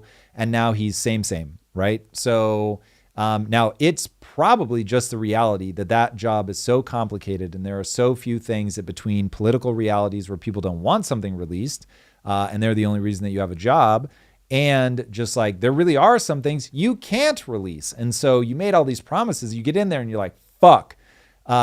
This is how I felt with game development. Bro, I was sincere when I was like, oh, dude, we got 18 months. We got this. Come on. AAA game, no problem. And you get in there and you're like, oh, that's why AAA games have that many people and they cost that much and all of that. Like, there is no simple shortcut around this stuff. So you may really believe it when you say it, only to once you get under the hood realize, oh, there's a lot of things here that I just didn't know about. So if he gets the convictions and everybody feels like, wow, these were investigations that were really done well, I get why he needed us to wait, cool, then all will be forgiven. If he's not speaking up because he's bumbling this, or he's really just playing a political game and he doesn't want other people to see the evidence that he has and all of that, then yeah, he's probably not going to make it to the end of the 4 years. Somebody in chat said Kash Patel simply does Trump's bidding. Trump is the evil chimp at the top right now. The evil chimp at the top. I mean, look, there is a lot of truth to whoever's the president is going to get the things that they want the way that they want them. I forget who, somebody just said that to me. Maybe it was Arthur Hayes, that like every president ends up getting the monetary policy that they want. They may have to like push, cajole, twist arms, do political maneuverings, but they ultimately end up getting it. So yeah, that, is there a reason they ultimately end up getting it every time? Is there, in terms of mechanistically, how do they get the people out? So you have to take control. You have to have loyalty or the same viewpoint as a majority. There's two different boards. But if you got both boards to give you like 3 out of 5 and then 4 out of 7, then just yes, because now they're going to vote for the things that you want because these things run on majority vote. So that's how you do it. You either get to appoint somebody, because Trump actually appointed Jerome Powell in this instance, but obviously they didn't end up seeing eye to eye.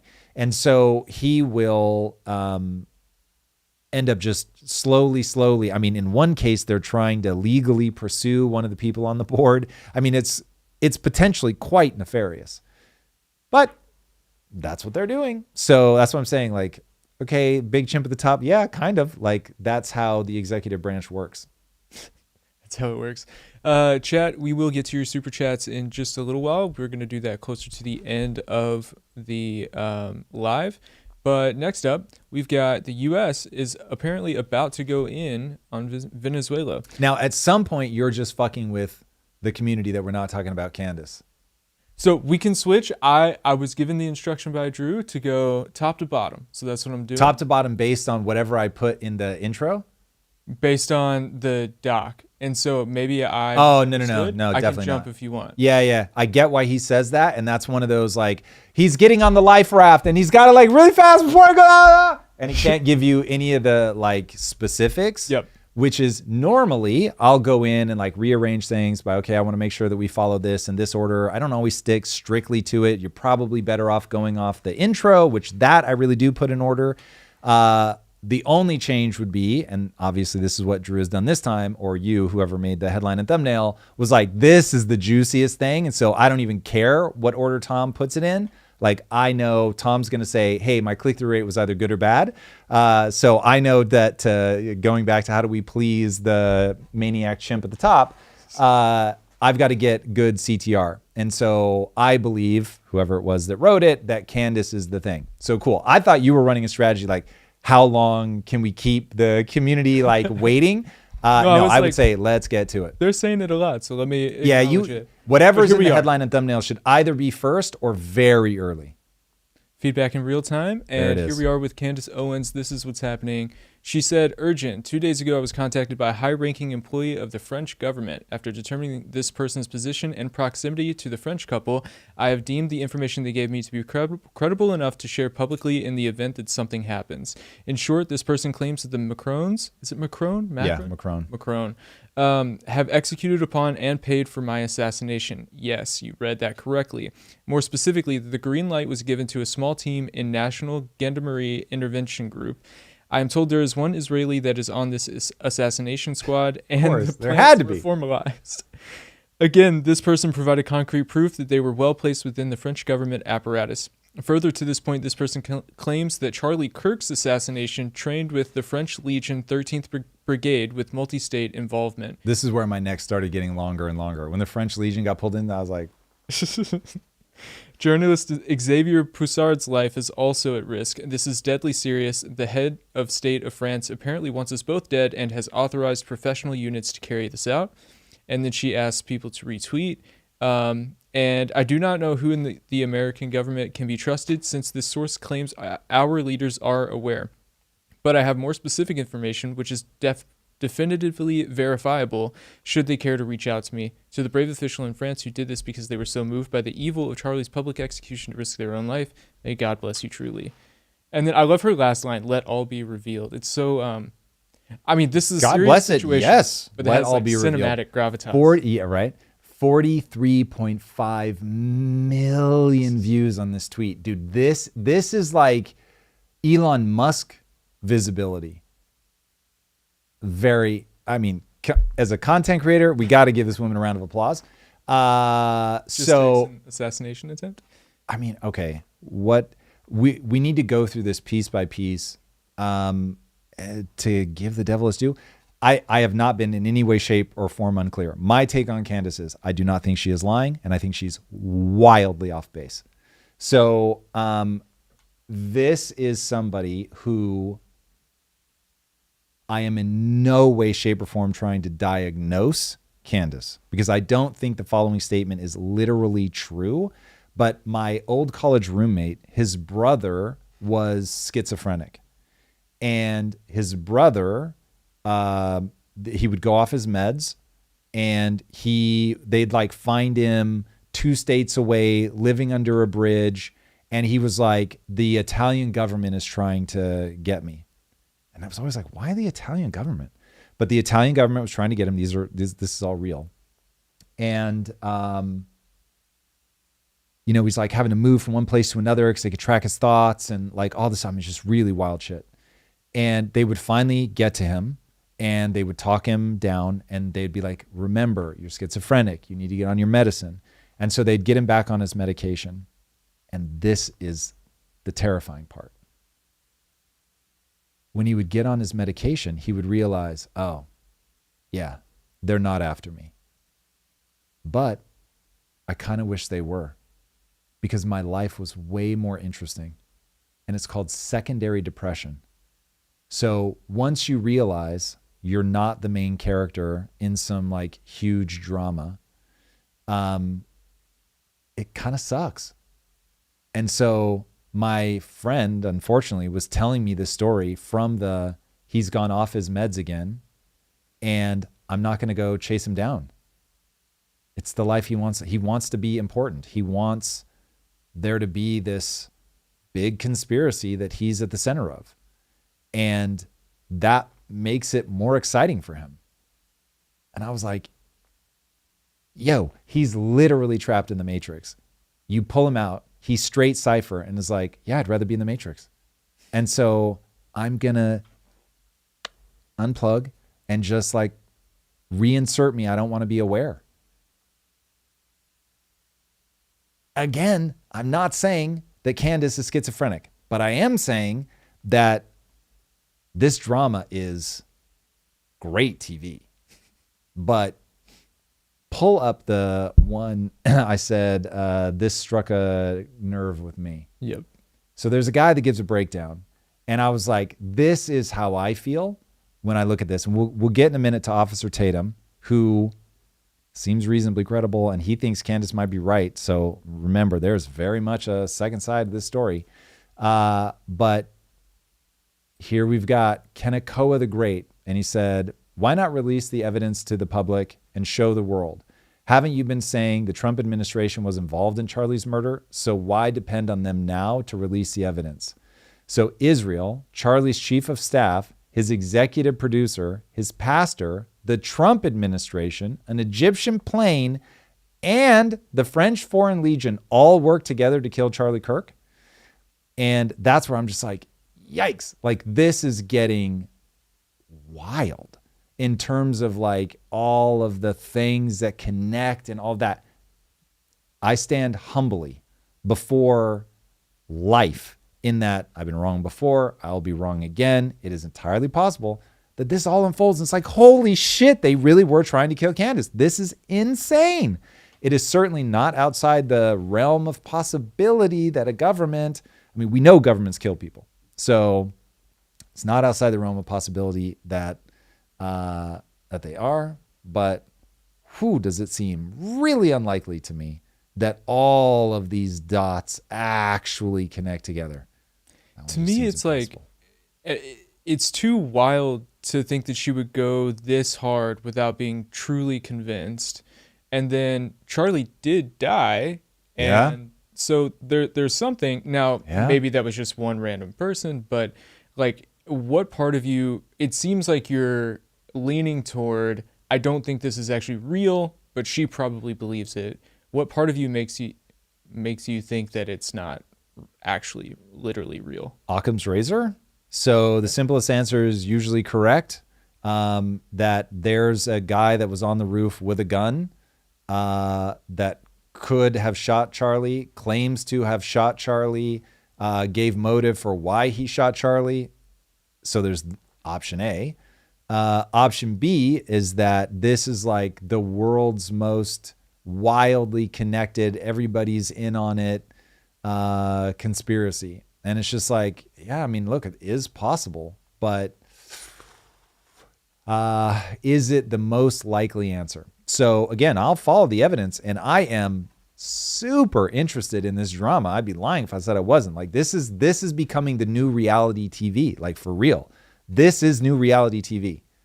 And I'm watching it. I fucking love the Candace Owens show. Like, this is wild.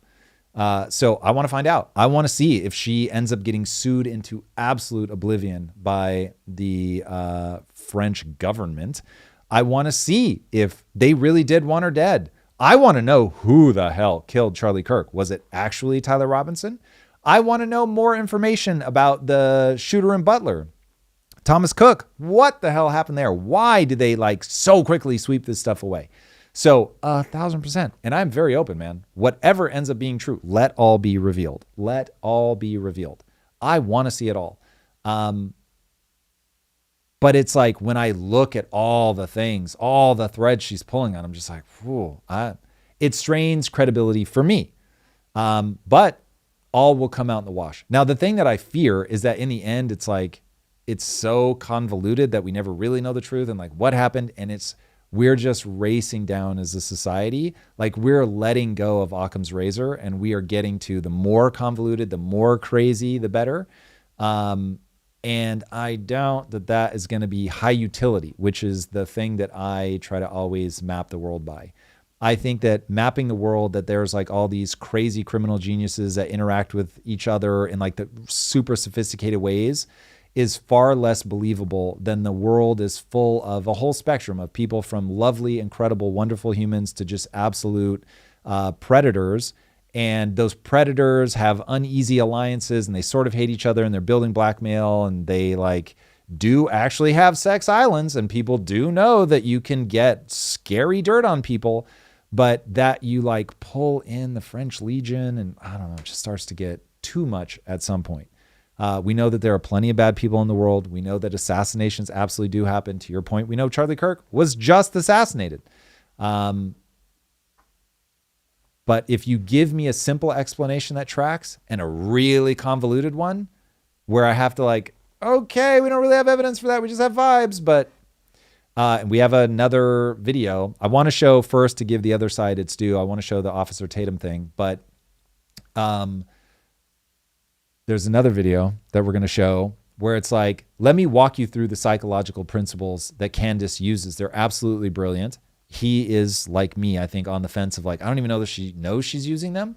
But here they are. So anyway, here's Officer Tatum saying that, hey, there really might be something here. At a minimum, the U.S. government needs to investigate this. Supposedly, he has seen the evidence himself. So let's hear it. Then, brother, the American government, I don't care how much you don't like Candace. I don't care how much you've been trashing the American government and the FBI. They got to do something. And I'm going to tell you what they will do. It doesn't matter right, wrong, or indifferent. They have to investigate this. They have to investigate this. And I think that if it is found to be true, and the proof prevails, which I'm convinced, after talking to Candace and the stuff that we talked about, I'm convinced, then that means that there should be dire consequences for the French government and whoever else was involved, the Macrons or whatever, dire consequences. I'm talking about the American government should go after them like never before. Then, like never before. So, I mean, listen, if the French government really is trying to assassinate Candace Owens, then yes, I would expect that to be a diplomatic problem. Now, governments do kill people. So let's all remember the American government kills people daily off the coast of Venezuela. So don't be too shocked. Now, having said that, if we really did find that that was true, I would expect there to be some backlash. Hell to pay. Yeah. Something like I don't know if I'll go that far, but if we found out that a foreign government killed Charlie Kirk, then yes, I would expect there to be hell to pay. But it's interesting that a plot is discovered that I would expect there to be a much smaller response to than an actual carried out assassination. So, I mean, we'll see. We'll see. All right. Sense. We also have the Telegram owner Pavel Durov saying that after going through everything Charlie Kirk ever said about France and Macron, I actually think Candace's claim about France being involved in his death is entirely possible. And then we'll add a former CIA officer, John Kiriakou, explaining that France assassinates Greenpeace protesters. And they're murderous too. They're murderous. Oh yeah. If you're a member, for example, of Greenpeace, they're going to blow your brains out if you try to, take over a ship or throw paint on a ship or whatever. They kill a lot of Greenpeace activists. The French intelligence does. Yeah.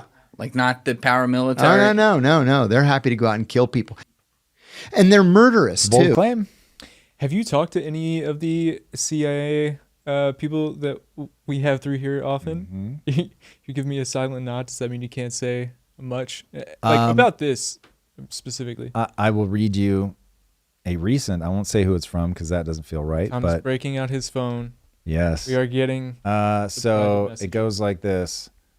I said, what do you think of Candace's claims that France put a hit out on her? I said something that would be a little too identifiable. And then his response was regarding France. They don't use assassins. She's full of it. France is a tech-heavy service. So interesting. A tech-heavy service. Yeah. Meaning they're going to spy. They're going to capture information. Yeah. But one intelligence community person's belief. So take that for what it's worth. But makes total sense. Very interesting. You want to get into the breakdown of the psychological tactics that Candace is using? Yeah. So Yeah, we'll let this guy speak for himself. So we're not going to watch Candace the whole thing, Owens might be one of the get a most sense of it in the persuasive voices on. Candace Owens might be one of the most persuasive voices online right now. What she's really doing, whether she knows it or not, is one of the most effective persuasion formulas on the internet. Her videos on Charlie Kirk's assassination have averaged millions of views, and Candace is incredibly good at one thing, making people feel certain without ever proving anything. So I sat through all 36 hours of her investigation so far, every clip, every theory, just to see what's really going on. And what I found were 5 tactics that make Candace Owens not just convincing, but dangerously persuasive. And once you see them, you won't be able to unsee them. Now, obviously, a lot of people feel deceived and gaslit by institutions, and in many cases, rightly so. Rightfully so. But Yeah, that's not the only thing going on here. If you've ever watched one of our episodes, you'll notice it immediately. The odd footage, the timestamps, things that don't line up, the screenshots that don't make sense, and the random people who suddenly seem suspicious. But she doesn't just give you 1 or 2 of these. Every episode, she throws out more than you can count. Nearly 15 in this video alone, sometimes over 20. In fact, I say that this is virtually the entirety of her episodes. She gathers anything that could look suspicious, even if it could be random or unrelated. On 9/4, Akash Patel as far as November and December. Then we have Frank Turek on October 7th. Well, Megyn Kelly. And with so many anomalies being introduced every episode, at least a couple of them will strike you as strange. And given the sheer volume of her claims, your ability to think carefully about any of them gets drawn out by the sheer number of them. By the time you start to think critically about one date, or rumor, or insinuation, she's already moved on to the next. So eventually what happens is you stop paying attention to the quality of the evidence, and you're overwhelmed by the quantity, leaving you to conclude that there's just simply too many strange things occurring for there not to be something more going on. This can be thought of as an anomaly overload. It's what happens when a flood of speculation starts to feel like evidence, and when the gaps in our knowledge become This is what I feel when I'm watching her stuff, is she's just trying to flood the system. There's so many, like, I'm just saying, like, this is weird, right? And you're like, yes, it's weird, but the number of weird things that I've encountered in my life that when I go and actually look under the hood, I'm like, oh, yeah, got it. That happens to me with the economy all the time, where I'm like, what? Why would that be the outcome? And then you realize, oh, there's actually the underlying mechanism, whatever, that does yield that otherwise surprising thing. So yeah, I'm always a little, when I see like the full episode with Candace, I'm always concerned what she'll take as evidence, where it's like, okay, it's a coincidence, I will give you that, but I don't understand what you have that directly connects them. Someone said Alex Jones was a pro at anomaly overload. Oh my God, I'm sure. Almost every day, he's got a World War III kickoff. We got to talk about it. And I'm like, bro, I only see you at the headline level. And I'm like, come on, Meow. Like, we see this a lot. How does he get everybody to believe? No, for real. Today. I know yesterday and the day before I said it was then, but like today. That would be like if I every day was like, the market is crashing today, bro. And did that every day, all day. I don't understand. I think people just want to be in that feeling, I guess. I don't know. It's interesting. All right, back to this video. Proof that something sinister is happening. What's going on here? What are Egyptian military subcontractors doing in the middle of Provo, Utah on the day that Charlie Kirk was assassinated? And even though she hasn't proven anything yet, within one episode, you've already moved on from curious to convinced. And all she had to do was to keep asking questions. The crime that you were not allowed to commit. Just asking questions. Okay, but her asking questions is exactly what's in question. If you listen closely to her podcast, often she is just asking questions, but in a way where people hear much more than just a question. Sometimes she makes the implications clear, as she did when implying that Donald Trump was involved in Charlie Kirk's assassination. I think it is a circumstance where we just know that he was truly betrayed in one of the most egregious ways that I think I've ever seen. It has made me lose faith in politics. It has made me fully lose faith in Trump. And my heart aches for the fact that he gave so much of his life to Trump and to politics. Right. I think that gives people a sense of that angle on all of this that, again, whether she understands that she's using a technique or not, it is certainly a very evocative way to pose all of this stuff. This could be exactly how it's running in her mind, where she sees it and she's like, oh my God, like, come on, what possible reason could there be? And that feeling gives her so much certainty that this obviously doesn't make any sense. Feelings can be very persuasive. Now, I know a lot of people are saying that she's got a ton of receipts. So this is where I'm like, listen, this is going to come out in the wash. Like this one, because of the lawsuit, I think this one's going to go all the way across the finish line. So it'll be very interesting to see how far this goes. Obviously, I hope it isn't true. I hope it isn't true. I don't want her as a journalist to be being pursued by another government trying to kill her. Like that would be the worst scenario. Great TV. That would be terrible. I don't want that to be true. So I certainly have a bias where like the idea that this is true is just also anathema to the world that I want to live in. So in terms of having a potential blind spot myself, that would be it. But yeah, I mean, we'll be watching it closely, but this is wild. As someone who speaks into a microphone about politics, would it change anything for you? Would it change your frame of reference or how you approach things or anything if literally everything that she is saying turned out to be exactly factually true? Yes. Oh, for sure. What would change for you? How would you like react differently? Because we're seeing what Candace is doing. I'm curious how you would think through that. There would be two ways to go. You either really get militant isn't the right word, but it captures the right emotion where you are, okay, well now I'm going all in on this stuff. I knew the level of manipulation was bad, but I didn't realize it was this bad. And so you pick your lane and you go for it. But I have a feeling I would respond in a slightly different way, which is that to some extent you have to say, okay, what are the things that I find interesting enough? There's enough utility in learning about this thing that I'm going to go deal with that. And so there would be a futility in the same way that I look at AI and I'm like, I'm not going to waste time banging the table and saying AI safety, because I know that that's just, Elon Musk tried that for like 5 years and no one would listen. And so it does not seem like that's ever going to bear fruit, especially what I know about game theory. And so instead of banging my head against a wall, you focus on, okay, this small handful of manipulations, like for me, getting people to understand that if you want a compelling conspiracy, look at 1913 and how the central bank came into existence.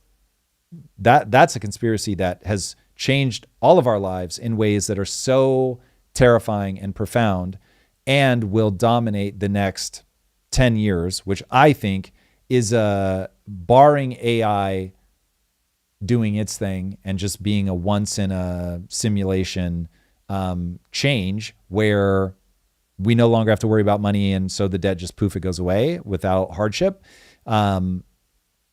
It is going to be brutal. And it's all the result of being lied to, manipulated, in a way that we now have enough historical distance. We can map out exactly who it was, where they were, what they said, how they got it put across the finish line, all of that. Now, there's still, even these years later, if you read the book, The Creature from Jekyll Island, there are definitely parts of it that are a little bit, Candace-y, in where it's like, well, the report from Iron Mountain certainly comes to mind. And if you take it all literally, it's like, okay, that probably was meant almost satirically. But anyway, you see how it actually played out. And so that one's like, oh, no. Your life has been made immeasurably worse by this thing. And no one talks about it.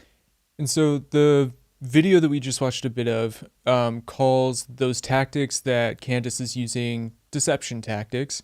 And they can certainly be used that way. But how much of this coming from Candace do you think is just reinforcement from the chat when she streams and then she picks it up and she ends up there because it worked, versus like, oh, I have a new tactic for getting people to listen to me. Let me use this on this stream. I think that Candace is very sincere, that you're not going to get Candace going on and just grifting, as people would say. But I do think she's very smart and will understand that, if I add some theatricality to this, it will be far more engaging and people are far more likely to come back. And she may even say, and I'm going to need the protection of the crowd as I go through this, which, by the way, is true. So it's one of those, it's never going to be pure. Like, if you look back at how I was when I first got on camera a decade ago, light years different from the way that I'm on camera now. If you look at how I was even at the beginning when we started going live versus how I am, it's very different. And so I am not like blindly being moved around by the community. I am intentionally altering my behaviors to be more entertaining. So it's a thing we talk about openly outside. It is a thing I talk about openly on stream. It's like, I'm not trying to hide it. It's, I understand the game that I'm playing, that people want to be entertained, and you can say something in a boring way, or you can say it in a way with modulated inflection, with emphasis to express my emotions in a way that I might not otherwise do. But I'm also, and I've talked privately to my wife about this, the thing that I find interesting is this is me, the live streams are me going, how do I become who I actually am off camera, on camera? So the version of myself that people would find the least distance between what it's like to interface with me in real life would be the lives. And when I first started, the gap between who I really am when the camera stopped rolling and the way that I presented myself on camera as an interviewer were very different. It's a part of my personality, to be sure. I was not pretending to be somebody else, but it was like I had walled so much off of the way that I actually behave, the way that I actually talk, because I do the big bombastic reactions and stuff like that in real life. Like, that's actually who I am. And I had always toned that down. So I have a feeling that you wouldn't see a lot of distance between who Candace is off camera and on camera. I have a feeling you're never going to get that big like DM dump where it's like, oh, Candace is not at all who she pretends to be. Man, that's just my vibe. But I don't think that's going to be the play. I think that this is somebody that she has spoken very openly about her gut intuition. Like, you need to trust it. You need to believe it. Like, either, I don't know if she's ever said that's God speaking to you, but I would be totally unsurprised if she was like, that's the Holy Spirit or that's God or whatever. But I have heard her say, you need to trust your gut. And I'm the exact opposite. Do not trust your gut. So I'm going to look at that, obviously, super like side eye, because I'm like, no, you can't navigate by feelings. Your feelings will mislead you aggressively. But if she has a worldview that your feelings are the truth, that the thing that you feel is the evidence that you need, then you're going to get what we're getting from her. We don't know, but we know, like that whole thing. Whereas to me, that's just crazy town. So that, I think, is ultimately how Candace ends up doing things that are very good for viewership without her intentionally trying to manipulate anybody. It's just, she's naturally very watchable. She's always been very watchable. She's very confrontational. She's very sure of herself. In fact, I well know if I wanted to triple my viewership as a ballpark, I would never show my uncertainty and I would just pick a side and I would just go give messaging on that side and do all my big bombastic things and just fucking red meat the base all day, every day. It would work. And I know it would work. So the fact that Candace is by nature a hyper certain person is somebody who believes my emotions tell me what's true. It's how we get one of the greatest reality shows ever. Is she's not afraid to face down the Macrons because it doesn't matter what evidence you show her. Her gut tells her that that's a man. So what are you going to do? Like, how are you going to show me something that will make my gut tell me something different? And I know to trust my gut. And so in the face of more and more evidence, maybe not real, maybe fake, maybe manipulation, but every time she gets it, if it doesn't change the way she feels, she's not going to change the way that she presents herself. She's going to go harder in the paint. And then, unfortunately, for all of us, there is a region in our brain that goes, I'm going to justify whatever emotion, whatever amplitude of emotion you express. And so I'm going to tell myself, well, this really must be important. This really must be true. This really must be a big story. And so we see the behavior that we see from her. She's in that feedback loop. So as this continues to play out, what are you looking at, like paying attention to? What are you expecting to happen in the next steps as this happens? Well, thankfully, I believe, though, of course, I will be horrified if I'm wrong, but I believe that she's going to be safe and sound. I believe that the legal troubles are going to be rough. I think ultimately she will get off because at least in a U.S. court, you have to prove malice. And I don't think that they'll be able to prove malice, but she's going to have a hard time with the argument that it just doesn't feel right. And I have a feeling that some of these arguments are just going to come down to that it just doesn't feel right. There's something wrong here. It just felt wrong. And then people are going to be like, well, hold on. They gave you all this information and it just didn't feel right. And so you kept going.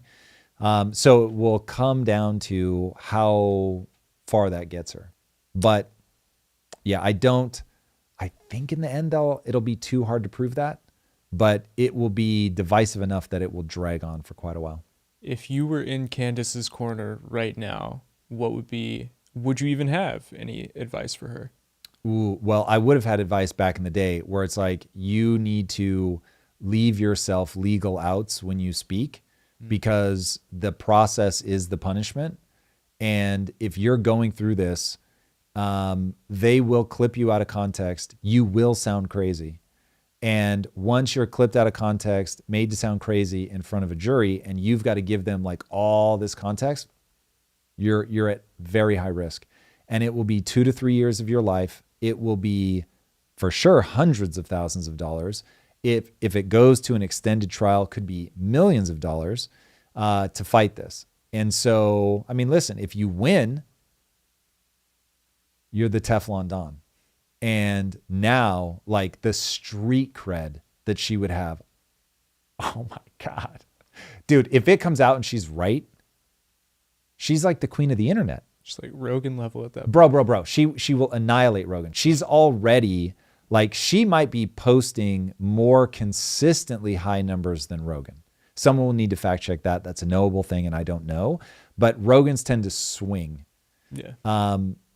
So he probably has higher highs, but he's got lower lows. So it'd be interesting to see. But she's on like that trajectory. And so if we're on the timeline where they just can't get a civil penalty against her, that's a huge victory.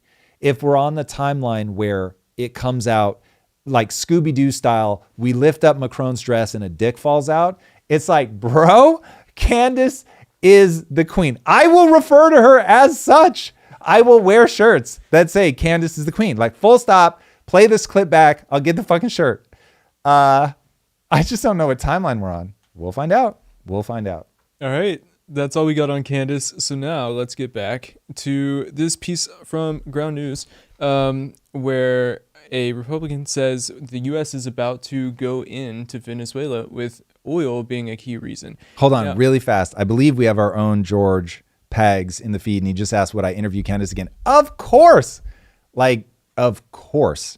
But it would be wild. And look, obviously I see all the sad to see Tom act like this and all that. Remember, I just said this is actually my real personality. So those always make me laugh.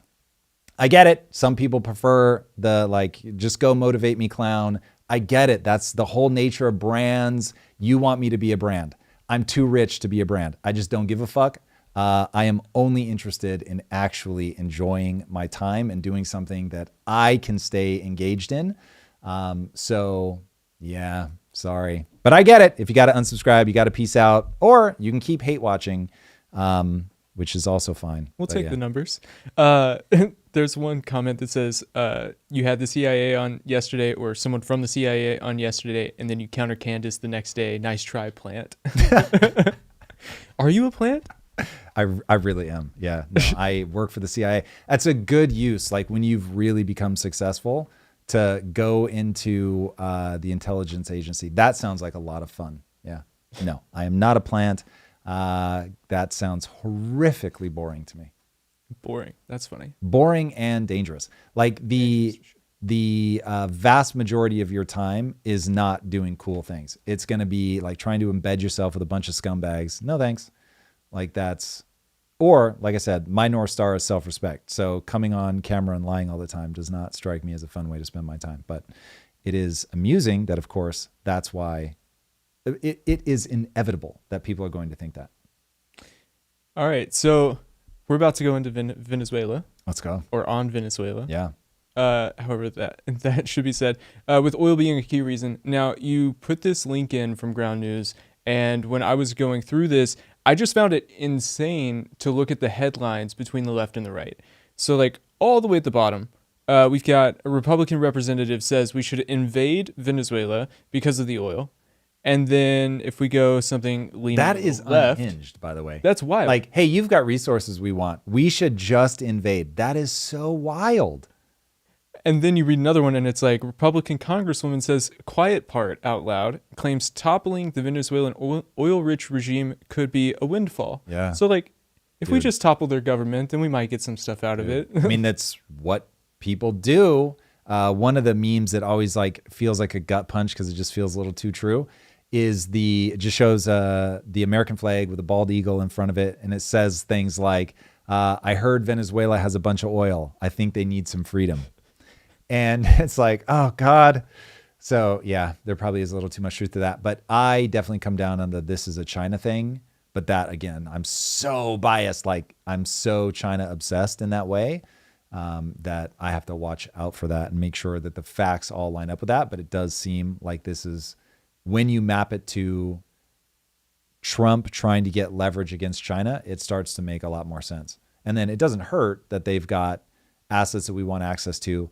But from what Maduro was saying, we could have had relationships with them around the oil. Now, maybe they didn't trust him. I don't know. But he was certainly signaling like, hey, like if you guys are doing all this because you want great deals on oil, like let's do it. And Trump was like, nope. So I have a feeling that it's more than that. Yeah. So back up just a little bit. What's going on with Venezuela? Why is this part of the conversation? And like, are we about to go in? I mean, he has got a lot. 30% of all deployed troops are deployed to the Caribbean. So that does smack of somebody who at a minimum wants you to know, like, if you don't do the thing I want to do, be a real shame if these carriers just had to roll up on your doorstep. So that wouldn't surprise me at all. But it also wouldn't surprise me if this is really about China. So China is building a gold corridor in South America. And they are trying to move everybody away from the dollar reserve currency, which would be absolute catastrophe for all Americans. And they know that no one's going to trust the yuan. And that if the yuan were backed by gold, or if people just own the gold directly, that people aren't going to trust that China won't just confiscate it. And so they're trying to build this distribution network all across South America. So it's like, listen, the gold is in the banks locally. We don't control them. Like, you guys can do whatever you want.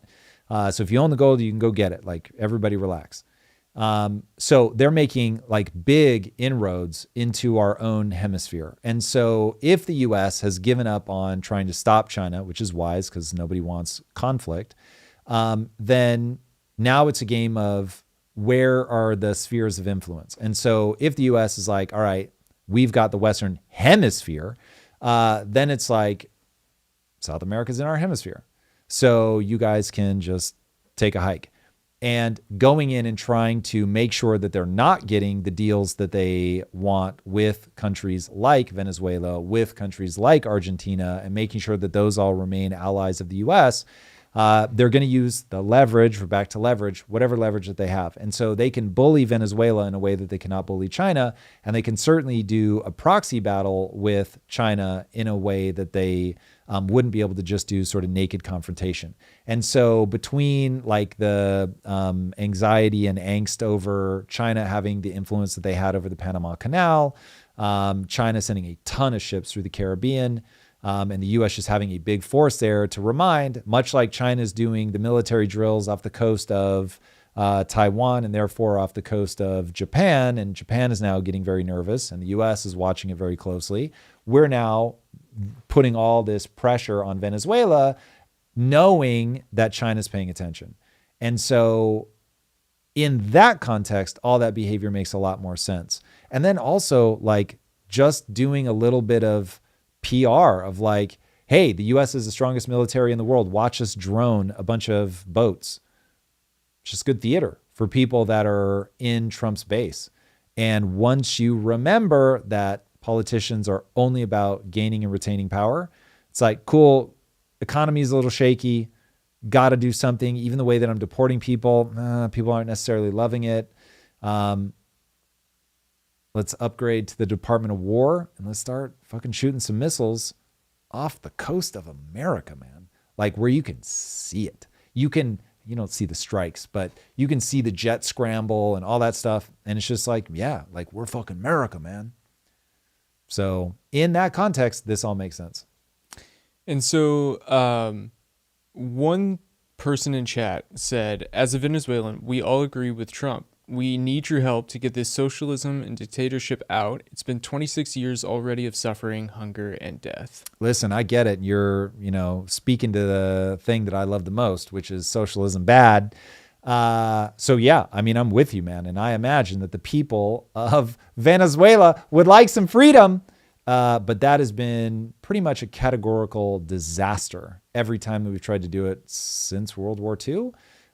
So yes, but it's like, do they? Because they voted this stuff in. So it's like, you have obviously this guy representing a faction of people. But if you think that I, for instance, represent all of Americans and I came and said, yo, this Mamdani thing, it's got to go. I don't necessarily represent all of America. So not necessarily, I don't. So the guy was democratically elected in a landslide. So what do you do with that? So it's not like you're going to roll in, be enveloped in a hug, and everybody's like, yay, thank you. Wish it were like that, but alas, it is not.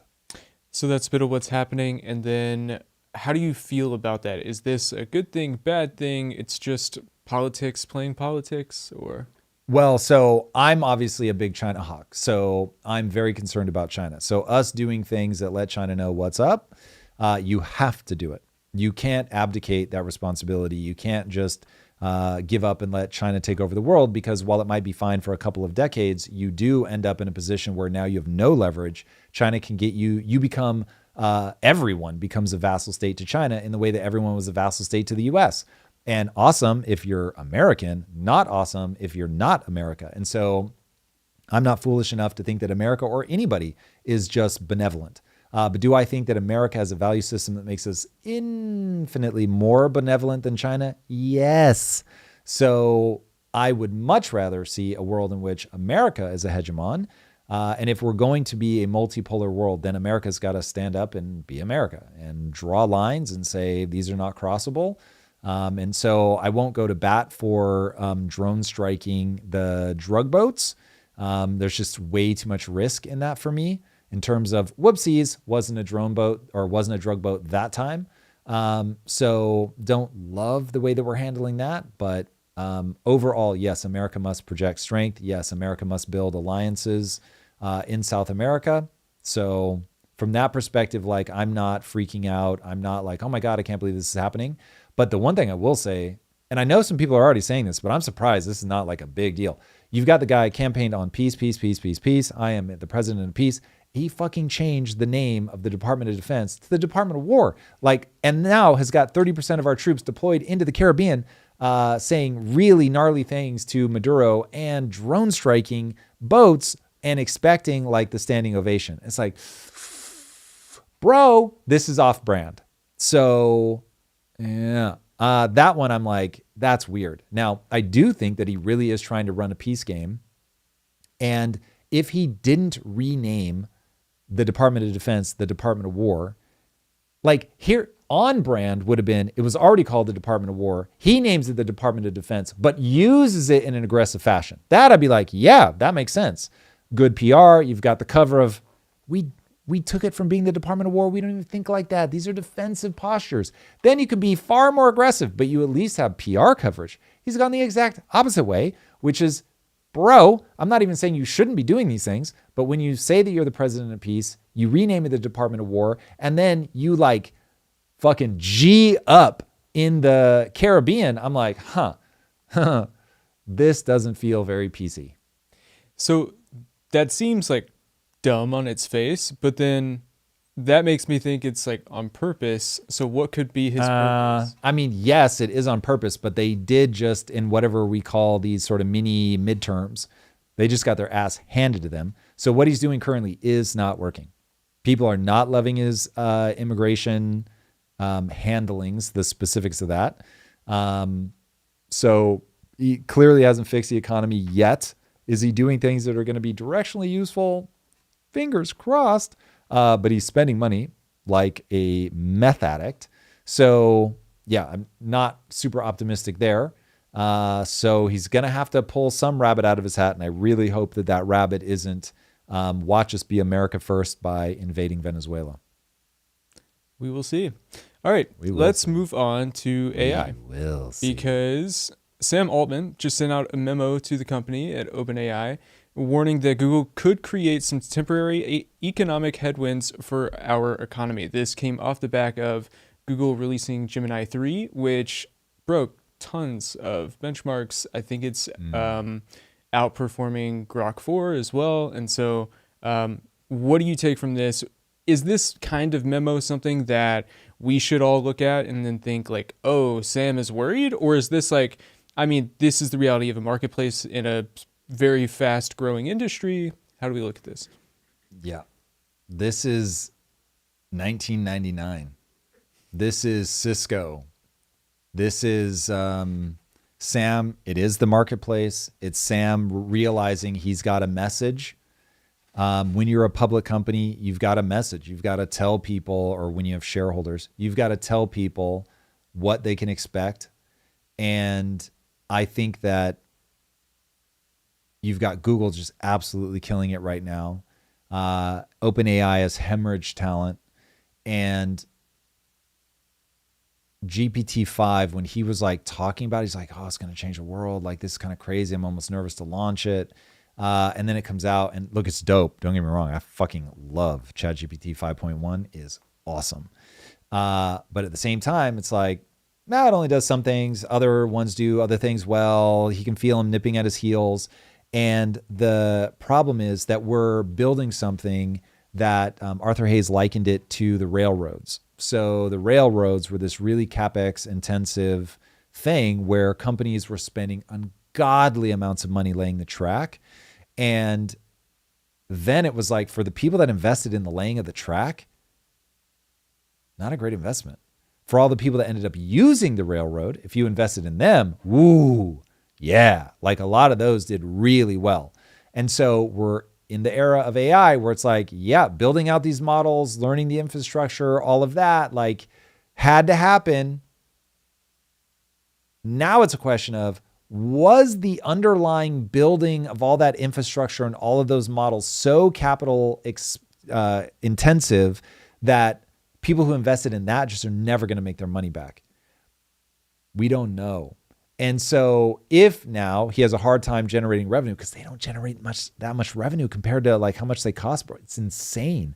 So they're doing like, I think the official numbers are like 5.3 billion, which, listen, if Impact Theory were making 5.3 billion, you all would know about it. I would feel very good.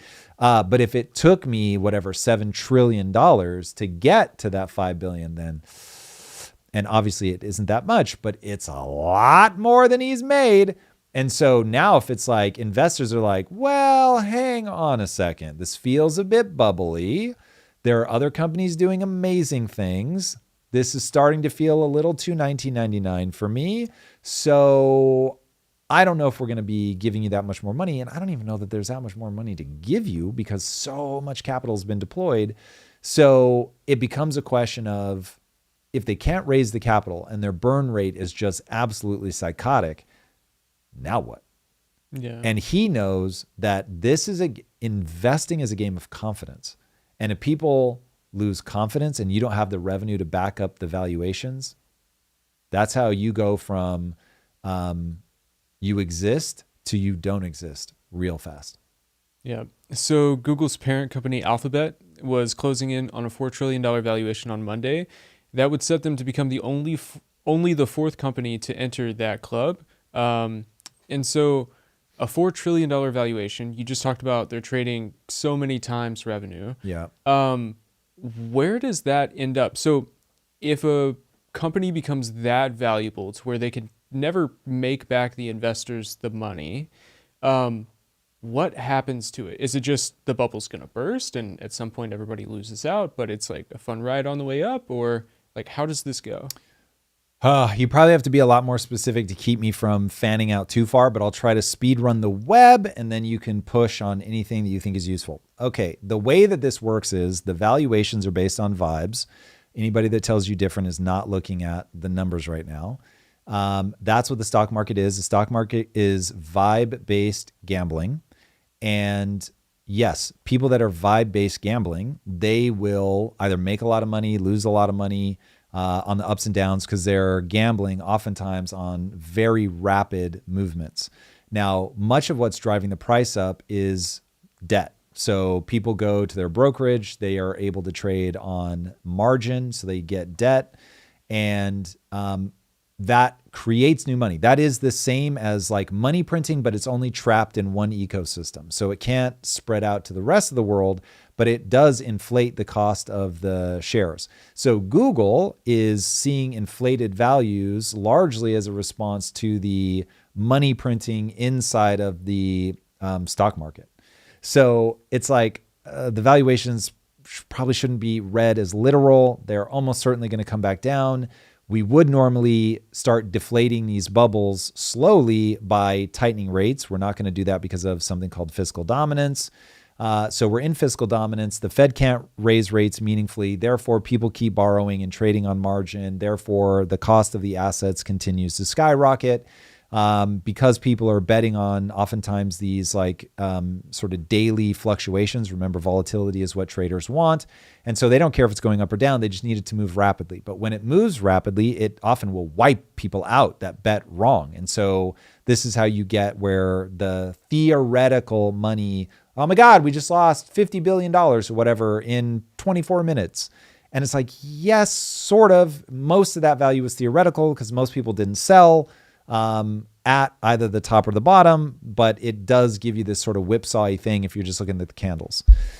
So the way it will play out, I think, is basically going to be the ultimate promise of AI will finally be delivered. You will justify on a long enough timeline the valuations that we have today, but the confidence in those valuations will break long before we're able to deliver on the promise. So it will look like 1999. This is exactly the internet. And so everyone was like, the internet's going to change the world. And then it did, but it took much longer. And so they crashed because people lost faith in the valuations. Instantly, boom, it just, even Amazon lost like 86% of its value or something. It was just absolutely massive. And so at that moment, people were like, there were companies that were saying, I don't even want my product sold on the internet because it's so embarrassing to be associated with the internet in 2000. That's real. So now you see like, well, hold on, people weren't wrong. It's just the timing and the fact that the real value of the market is determined by vibes. So once the vibe breaks, even though there are some companies that have underlying structural reality, like Amazon, and so Amazon was profitable. And so they were able to just keep building, keep making money. So in the same time period that they lost 86% of their value or whatever it was, it might've been more than that, they tripled their revenue. So they grew out of it. And on the other side, they were great. So we just don't know which of the companies are going to be the companies that survive this because Pets.com, for instance, eToys, Lycos, like there were so many names that were supposedly going to be like the can't miss big winners of the internet age. They went away, but we did make good on the promise of the internet itself. And if you held, especially if you held on to the ones that just survived, even though they were limping for several years after the crash, if you just held on to those for the next 10 to 20 years, you made an insane amount of money. Amazon went up by 100,000%. So you just have to believe in it still at the bottom. When we have companies like this getting insane valuations, do you change, not financial advice, but do you change your investing strategy at all? I know you're a boring guy. But I'm super boring, and I try at all times to price in that the stock market is just gambling on vibes. So I am looking at sectors. So I'll go, do I think AI is going to be a sector that gets bigger over time? Yes. Cool. I want to be in the sector, but I have no idea who are going to be the winners and losers. Also, P.S., I keep a ton. I've got about 3 years of cash and cash equivalents. It's not money at my fucking house. But I keep about 3 years worth of just, I don't want to have to panic, money on hand. So that way I'm like, yeah, if the stock market goes down for more than 3 years, then I'm going to be like, okay, well, we've got to do something. But I'm not tense. And I put myself in a position very intentionally where the stock market could be down for 10 years. And I would try not to sell anything. So it could, I mean, look, there's definitely a scenario where it's so cataclysmic that I would need to sell some things. You know, I'd hold out for those first 3 years and not sell a thing. But if nothing came back up and I wasn't able to like get things together, then you start looking at, okay, do I adjust my lifestyle or do I start selling? I don't know. We'll see. I am not personally very addicted to the trappings of wealth. So changing my lifestyle wouldn't be that scary for me, but anyway, whatever. So for me, the game is to hold for a long period of time. Like that's the game. And when you look even at the Great Depression was like 10 years long. So it's like, if you can get to the other side of 10 years, you just never really have to worry about anything. So it's just most people absolutely cannot do that under any circumstance. while we're on investing, earlier you said it's harder to keep the money than make the money. What would you say to people that call bullshit on that? Oh, get rich, try it. So maybe that is me saying because my personality is so much more prone to making money than it is to investing. But no, I mean, if you, oh God, is it actually literally easier? How about this? It's easier to make money than keep money. It might not be easier to get rich than to stay rich, but it is certainly easier to make money, like a living wage, than it is to save that money and invest it well over time, because there's so many things that are attacking it. You're forced to gamble because of inflation. And then the odds of you are gambling right over a long period of time, low. So the vast majority of people just don't have the discipline to set and forget in something that is likely to beat inflation over the next 10 to 20 years. And because of that, most people don't keep the money. And then if you factor in the generational side, where it's like, well, now I also have to train my kids and they have to train their kids, you see why once you start zooming out to 3 generations, it's effectively impossible. Almost nobody does it. And then somebody in chat said, Tom, it's not gambling, it's speculation. We're highbrow. Yes, that's nice. I like that. Whoever said that, I very much like that. Yes, normally people actually attack me. So halfway through that sentence, I was ready to really like come unglued on this person. You were like, fists up. Literally, fists up. So fast I almost dislocated my shoulder. But they had me in the, what is it? You had me in the middle, but you won me over in the end. Yes, we're highbrow around here. Speculation. Nice. Moving on, the White House just launched the Genesis mission, which is a Manhattan project for AI. The Department of Energy will build a national AI platform on top of U.S. supercomputers and federal science data, train scientific... I just lost my... Where did it go? It's right there. Train scientific foundation models and run AI agents, plus robotic labs to automate experiments in biotech, critical materials, nuclear, fission, fusion, space, quantum, and semiconductors. Let's go. Yeah. And so this sounds like the laying the rails that you were talking about. Yep. Which is exactly what the government, if you're going to be socialist, then be socialist like this, where you're laying the rails for the private markets to then come in and do their thing. And so what are you expecting to come out of this, or hoping for? Well, what I'm hoping for is that we are doing all of the things that we need to do to usher in the modern AI-powered future. These things don't happen by accident. You invest and you make your country strong, And when I hear about the tier 1 cities in China and the way that they're built, I'm admittedly very jealous. So seeing us as a society decide that we want to really facilitate the future, I love that the most.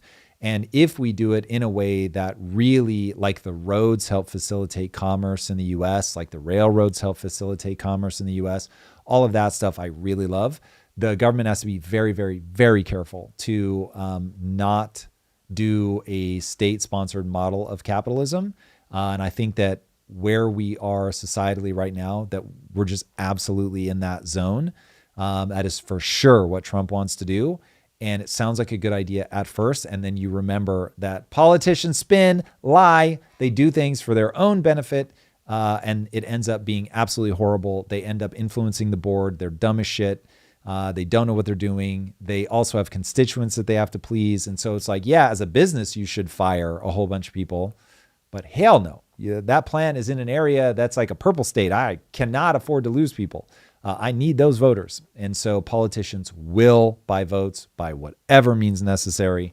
So you let them have levers of control inside of the capitalist system, and you get what we see now, which is everything goes bad and people blame capitalism instead of the government, which is so crazy. It's so crazy. If I come into your house and you put me up and I slap your wife in the mouth and I eat all your food, and then you're like, why is my wife so unhappy and why is there no food? And then you pay me to do marriage counseling for you, bro, like you're barking up the wrong tree. So that's what we're doing right now. There's an awesome movie by the Coen brothers called Miller's Crossing, where this guy slaps his son in the mouth and his son starts crying and he pulls him into a hug and he's like, what's wrong? Did somebody hit you? That's how I feel about the government all the time. They create the problem and then they're like, bro, we got you. Don't worry. Like, we'll give you free things. It's like giving me the free things is the very slap in the mouth. And so as this Genesis mission starts, we've got a couple of details on it. So they're looking to build an integrated AI platform to harness federal scientific data sets, which is the world's largest collection of such data sets.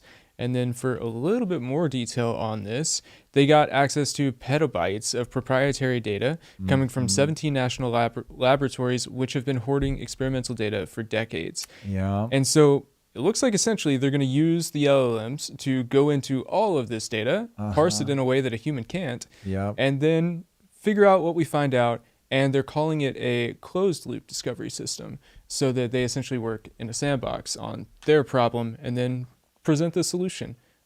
This sounds like sci-fi. Yeah, well, so I guess I'm more concerned about who controls this closed loop. But yes, so it does seem like that you simply need to make more efficient algorithms and add more neurons to the artificial brain, and it will continue to get smarter. People are saying that AI probably has an IQ right now of about 130, that they would expect it in the next year or two to be like pressing up against 200. You're now in the world where you got a bunch of Einsteins running around. And so if, a few years beyond that, you've got super intelligence, like it just gets so crazy so fast. So, but assume that you have a bunch of Einsteins, and now Einstein was capable of novel breakthroughs. If AI, and it's already shown signs of being able to come up with novel breakthroughs in mathematics, and I think biochemistry, definitely mathematics. I'm pretty sure biology was the other one, but it's doing novel things. It's never been written about before. No one has ever talked about it. It's not in the training data at all. And it's coming up with things that humans have never thought of. That's one of those. I really think this happened a couple months ago. I really think we look back at that and go, it didn't really get covered when it happened. But like, that was the moment. Once it proved that it could do novel things, that was the beginning of the end of human dominance intellectually. And now maybe that's fine. Maybe like, cool, no worries. Like, we now get to avail ourselves of all of these things, and the breakthroughs are going to happen a lot faster. That would be wonderful, as long as we maintain control and don't become a slave class. But that is really important. So if you have one like government or group that's like controlling all of that, that would be terrible. Terrible. If, on the other hand, it's like, this is open source, it's available to anybody, and now people can spin up companies off of all of this stuff, that would get amazing very, very quickly. Do you think there's any danger in open sourcing it? You didn't even need to finish that sentence. Is there any danger in AI? Yes. In open sourcing, of course. But it's like one solution that people always have talked about in sci-fi novels and everything about super powerful weapons, nuclear or fantastical, again, in books, is that you make it available to everybody. So everybody has the plan. So now it's mad, right? It's, I can't use this as leverage to enslave everybody, which is the human tendency. And so if everybody has access to that thing, you open yourself up to rogue person is able to put it together and do something horrible. But you also keep one person from getting totalitarian hold on everybody else. So dangerous, but probably the least dangerous of your options. Do you think that we're protected by compute limitations at all? Like, I can't just go home, build a super intelligent AI. Even if they figure it out, I wouldn't be able to run it on my machine. The better way to think about that is you lag behind by some number of years, but that's it. And so like what DeepSeek did was it showed everybody, oh, you can make this a lot cheaper by making the algorithms more efficient. Now, there was probably some bullshit in terms of how they were clocking the expense of the underlying training, but nonetheless, the breakthrough in terms of efficiency of algorithm was real. And so you're going to get more and more of that, just like really efficient algorithms that do, that make this more and more accessible to people. You're also getting breakthroughs. Whether they hold up or not, we'll see. But there have been some big announcements in computers that even if we don't get quantum, there have been some big breakthroughs that allow for far more efficient chips than we have now, like 100 to 1,000 times more efficient. Again, early headline research could all end up being bullshit. But that's something that's like, oh, well, Moore's law may just continue even at the level of, I don't know if it's actually silicon, but without needing to get to quantum. For a long time, it was like, well, sort of quantum or bust. But then quantum also seems to be like really moving much faster than some people were saying. So the future of computers may just continue to grow without needing that totally new track for us to jump over to. Makes sense. Let's jump over to what Bernie is saying about AI right now. So Bernie said, Trump wants to deregulate AI and let the richest people on earth do whatever they want. Unacceptable. It will make the oligarchs richer while millions lose jobs and income. AI must improve life for all of us, not just make a few multi-billionaires even more powerful. Okay, his last line is correct. I love that. But where this comes down, now, remember, track him as a guy that's just really mad. And so now he's like, I don't even want to think about it. All I know is fuck those guys.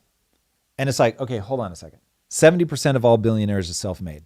So 70% of people got wealthy by creating something that people wanted badly enough. In fact, I saw a tweet. I didn't realize it would stick to my ribs, so I did not notice who said it. But the person was like, shout out to all the billionaires. You guys built the things that we all rely on all day, every day. And I was like, these are facts. And I get it. They become very unpopular, but I bet you're going to order something from Amazon today. I bet you're going to use satellites, which Elon is launching into space. So there are so many things that we rely on entrepreneurs to solve. And when it's somebody who's mad that thinks that these guys are somehow purely extractive, which they are not, remember, the thing, he doesn't understand it, but the thing he's actually mad at is in 1913, we created a central government and allowed a central bank, and we allowed people to print money out of thin air, get rich doing so, and completely fuck the poor and working class. So these guys are right about the problem, and they are so wrong about the cause that makes them wrong about the solution. And that's where I'm like, when you combine that with just somebody who's bitter by personality, and he wants to be punitive towards billionaires, not understanding that he's aiming at the wrong thing. And it's like the really bad news, here's the answer, own assets. Cool, there you go. I just solved the problem. Nobody has to suffer from inflation anymore, but people won't do it.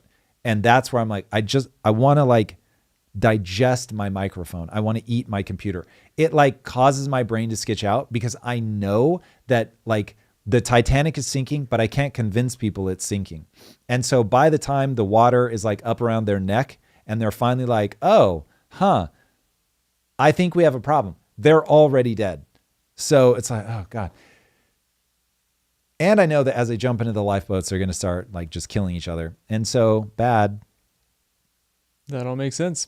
All right, let's move on to something you brought up earlier, which is the leaked recording revealing Campbell's Soup executives' shocking remarks about the soup's ingredients. This is quite funny. Let's watch the actual video where he says it. A former Campbell Soup Company employee is taking legal action against the food giant, and he's making some explosive allegations about one of its top executives. Good evening, and thanks for joining us at 6. I'm Ty Steele. I'm Kimberly Gill. Those allegations are now at the center of a lawsuit claiming the company's vice president went on an hour-long tirade attacking the company's products and employees before taking aim at its customers. And the former employee recorded it all. Eric Erickson shares that recording and what the company is saying about it. We have shit for poor people. Who buys our shit? And that's just part of an over an hour-long rant, says former security analyst for Campbell's, Robert Garza of Monroe. I don't buy Campbell's products barely anymore. It's unhealthy. Now that I know what the in it, even in a can of soup, I look at it, look at meat, bioengineered meat. I don't want to eat a piece of chicken that came from a 3D printer. The record.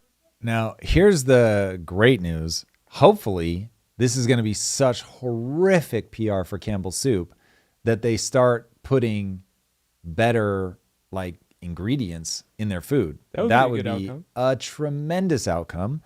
Yeah, I mean, we'll see. Obviously, the way that he's talking is horrific. And the way that it sounds when you're out of context is horrible. I would be very interested to hear the whole conversation, especially the context, because you talk in a different way when you think you're talking to a friend. And there's no doubt that the way you talk to that friend is going to reveal things about like a cavalierness or whatever. So, but I'll be interested to hear this whole thing, because hearing him say like, I don't need our products anymore, they're shit, like could also be, and I want to make it better. But it could also be that he's just an absolute despicable asshole. I have no idea. But yeah, this is going to be a terrible PR for these guys. I hope that they use it as an opportunity to put high quality food in there. It does not have to be overly expensive. But if you're a food company, caring about the food that you feed people like is so important. And I say that as somebody who ran a food company and was just like, we are going to make decisions based on metabolic reality, full stop. I don't care how much fucking money it makes us. And we put our money where our mouth was. We made an ingredient change because we thought that it made it metabolically better for people. Cost us a ton of money, but we're like, I don't give a fuck. Like the whole mission of the company was to end metabolic disease. So we're like, okay, we're really going to let that steer the thing that we do. And yeah, I hold food companies accountable to that. You've got to be looking at, people are eating your product, man. And yeah. So anyway, people should be allowed to eat what they want. And if companies want to make food like Cheetos, and great, yes. But don't make those like the chicken noodle soup where it's like, this is what you eat like to be healthy. And then it's like 10 pounds of ass. That's bad mojo. And if the company inside, they know, like, ugh, that's gross. This is a bit of a weird nuance, but one thing he said in there that stuck out to me was the 3D printed chicken comment. I have to imagine he's sort of joking or not being literal. Yeah. But that I don't know, maybe they really do something close to 3D printing. But like if you take what's known as an extruder, you could kind of say that it's 3D printing, but protein bars are extruded.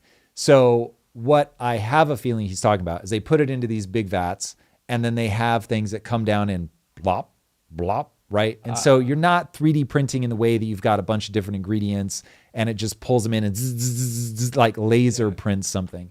It's just going to be, you make a big vat of mush that's like chicken flavored with proteins and it's like meant to congeal. So it kind of feels like chicken in your mouth. I'm guessing. I don't know that's how they do it. I just know how food is made.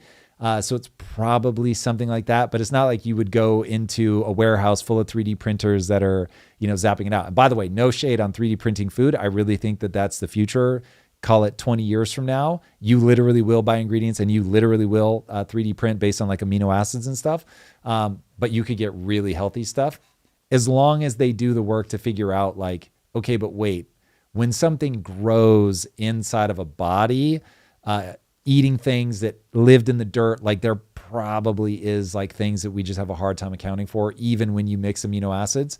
But with AI, it's possible that we actually know all the nuances of everything that's contained, and we can watch how it impacts your body down at the cellular level. Be like, no, you're good. So yeah, that'll be interesting. Now, as a side note to this, I really think it's shitty that we live in the era where people are just constantly recording each other. That is a dick move. I'm not saying that this guy isn't an asshole, and I'm not saying that, thank God, like somebody now knows what's going on. But yeah, in fact, one thing that we haven't covered on the show, have you heard about this woman that DoorDash delivery, and the guy was drunk. He said, leave the food on the front porch. Okay. But I guess the door was open. I don't know how much, but the door was open. And he was wearing a shirt, but was nude from the waist down. And the woman filmed him. She goes inside his house, films him, posts it, and says that she was sexually assaulted by this guy because he was nude from the waist down. And she ended up getting arrested. And that's what I would expect, to be honest. Yeah. It's like filming him and then posting it is pretty ass. That's a lot. Now, getting drunk when you're visible from the outside, again, I haven't seen the video. I don't know if like his bits and bobs were visible from the door or not. That's also not a great look for sure. But it's been interesting to see this sort of backlash.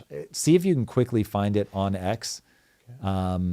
If you put like DoorDash nude recording, oh, that's risky. DoorDash girl vid, that's almost certainly it. Just go to that. Scroll down. That's her. There she is. There it is. See if you can find the actual. Oh, is this a real video? This is a real video. I haven't seen this. Play this. Be careful, everybody. I have no idea if this is going to be. Yeah, let's not rough show trade. The live before go back. So parental warning, all that. We need sound, Mason. Oh my God.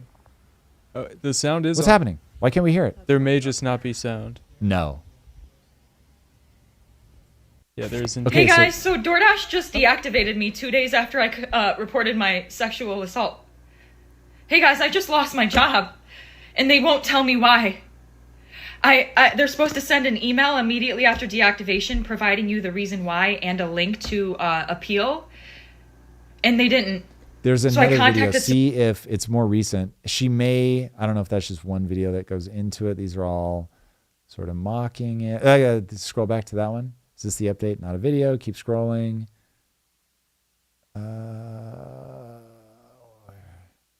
Okay, easy there, Chief. All right, this is getting. We're gonna have to stop scrolling now. Yep. Okay, well, we'll. But what did she say? She's just like freaking out that she can't believe that people aren't taking her sexual assault seriously.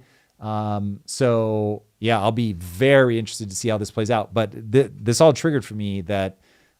Just all the recording of people and posting it without their permission. It's like, if you really think that you've just been sexually assaulted, take the video to the police.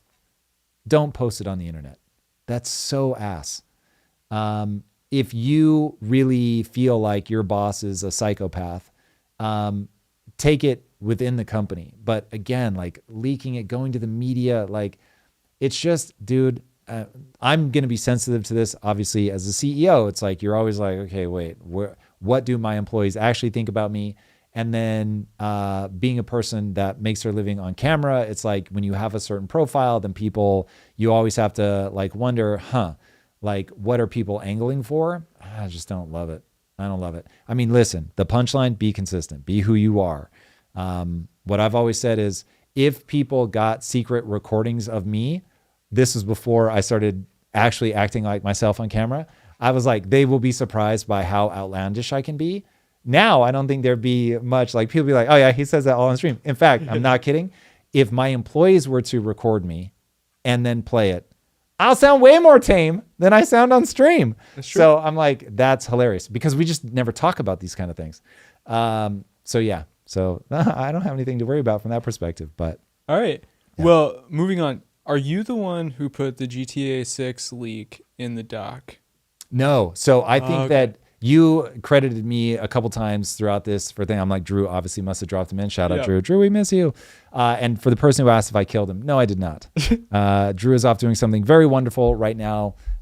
Previously, I think he told everybody why he wasn't here. And then this one's good. So just is what it is. Just happened to be back to back. So he will be back. He's enjoying himself and we miss him. So it's all good. But moving on, let's look at a trans woman winning world's strongest woman. Yeah. And so honestly, I'm just going to let you give us your take on this one. Mace, you don't want to pop off? I don't want to touch that. The trans bait, it's so funny. Yeah, this is the nuclear option. This one just is crazy to me. So you're having a biological experience. The male physique is the answer to what do women want. Women want someone that is more physically explosive, stronger upper body, all of that. So men have been bred over God knows how long by the sexual gatekeepers, which are women, to be stronger. And so now we're making out like the only thing that makes a difference is the hormone level. That's just weird to me.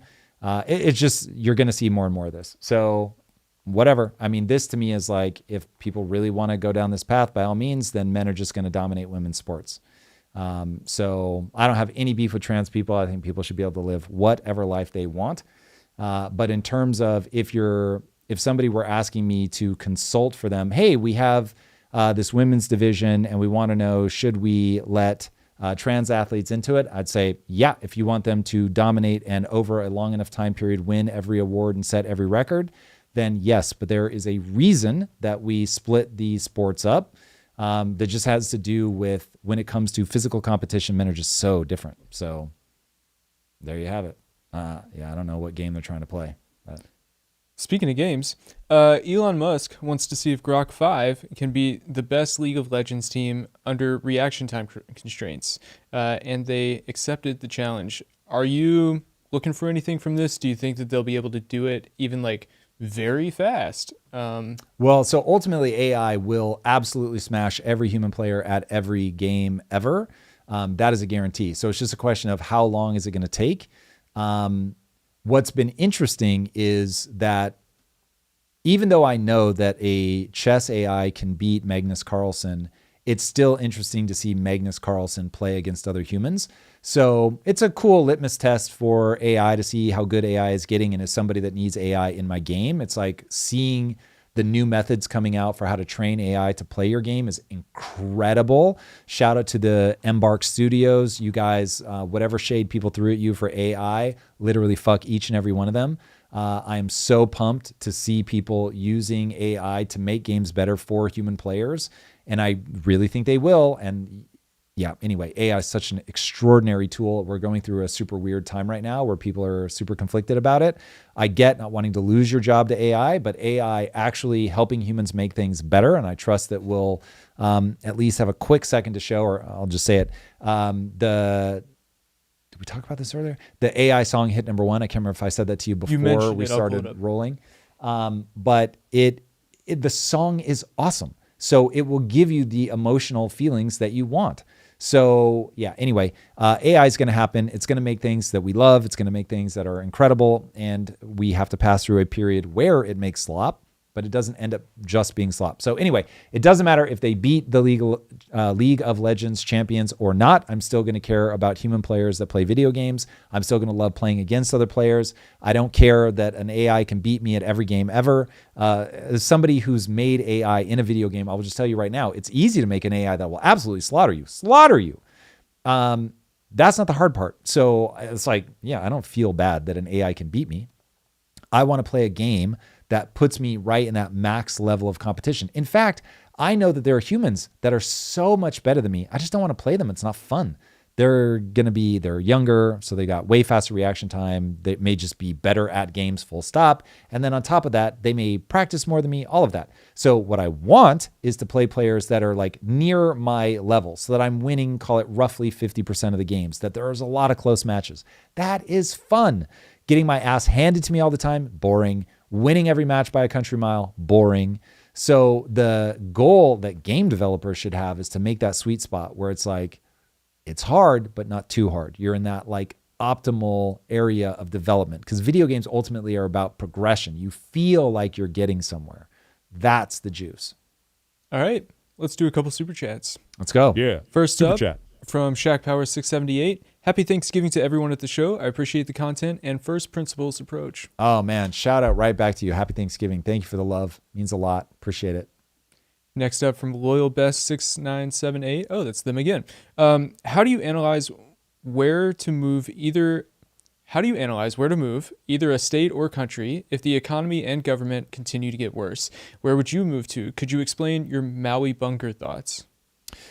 Okay, well, as Ray Dalio says all the time, it's how people are with each other and how the government treats business. So is it a pro-business place where you can make money, where you have property rights, all of that stuff, where taxes reasonable, and are the people getting along? So right now, that sort of brings into focus. Singapore is a place that a lot of people go, so that's the one that I've thought a lot about. I've never been there, though, so I have no idea. I would have to check it out before I would ever commit to anything like that. But the Maui bunker thing is like, no. We've gone all the way now to the have and have-nots are in open warfare with each other. And now you've got a zombie apocalypse up. I've only ever made jokes about that. I don't have any plans to build a Maui bunker. Man, that'd be really sad. So I don't even let myself think down that path. Next up, or last one from Marusha Dark. Tom, there's a song on YouTube you absolutely have to listen to. It's called Capitalism Isn't Evil Just Because You Suck at Life. Also, when investing, do you prefer buy the dip and hold or small, slow, recurring buys? That's amazing. I will definitely be listening to that song. Okay. Do I prefer to buy the dip and hold or small, slow, recurring buys over time? So I do a little bit of both, but if I were recommending to other people, I would say just dollar cost average in over time. But if it's an industry that I feel a lot of conviction on and I'm not fully deployed yet, then I will buy the dip and look for those moments. Like that's how I did it when I was buying into Bitcoin, but then I deployed what I planned to deploy into Bitcoin. And so, yeah, now even if there's a dip, I don't buy anymore. I've got a good average buy-in price. So for me, I'm just holding and waiting. So yeah, bit of column A, bit of column B. And then let's tell people about Friday. Oh, yes. So everybody, this is a holiday weekend for us, so we will not be going live on Friday.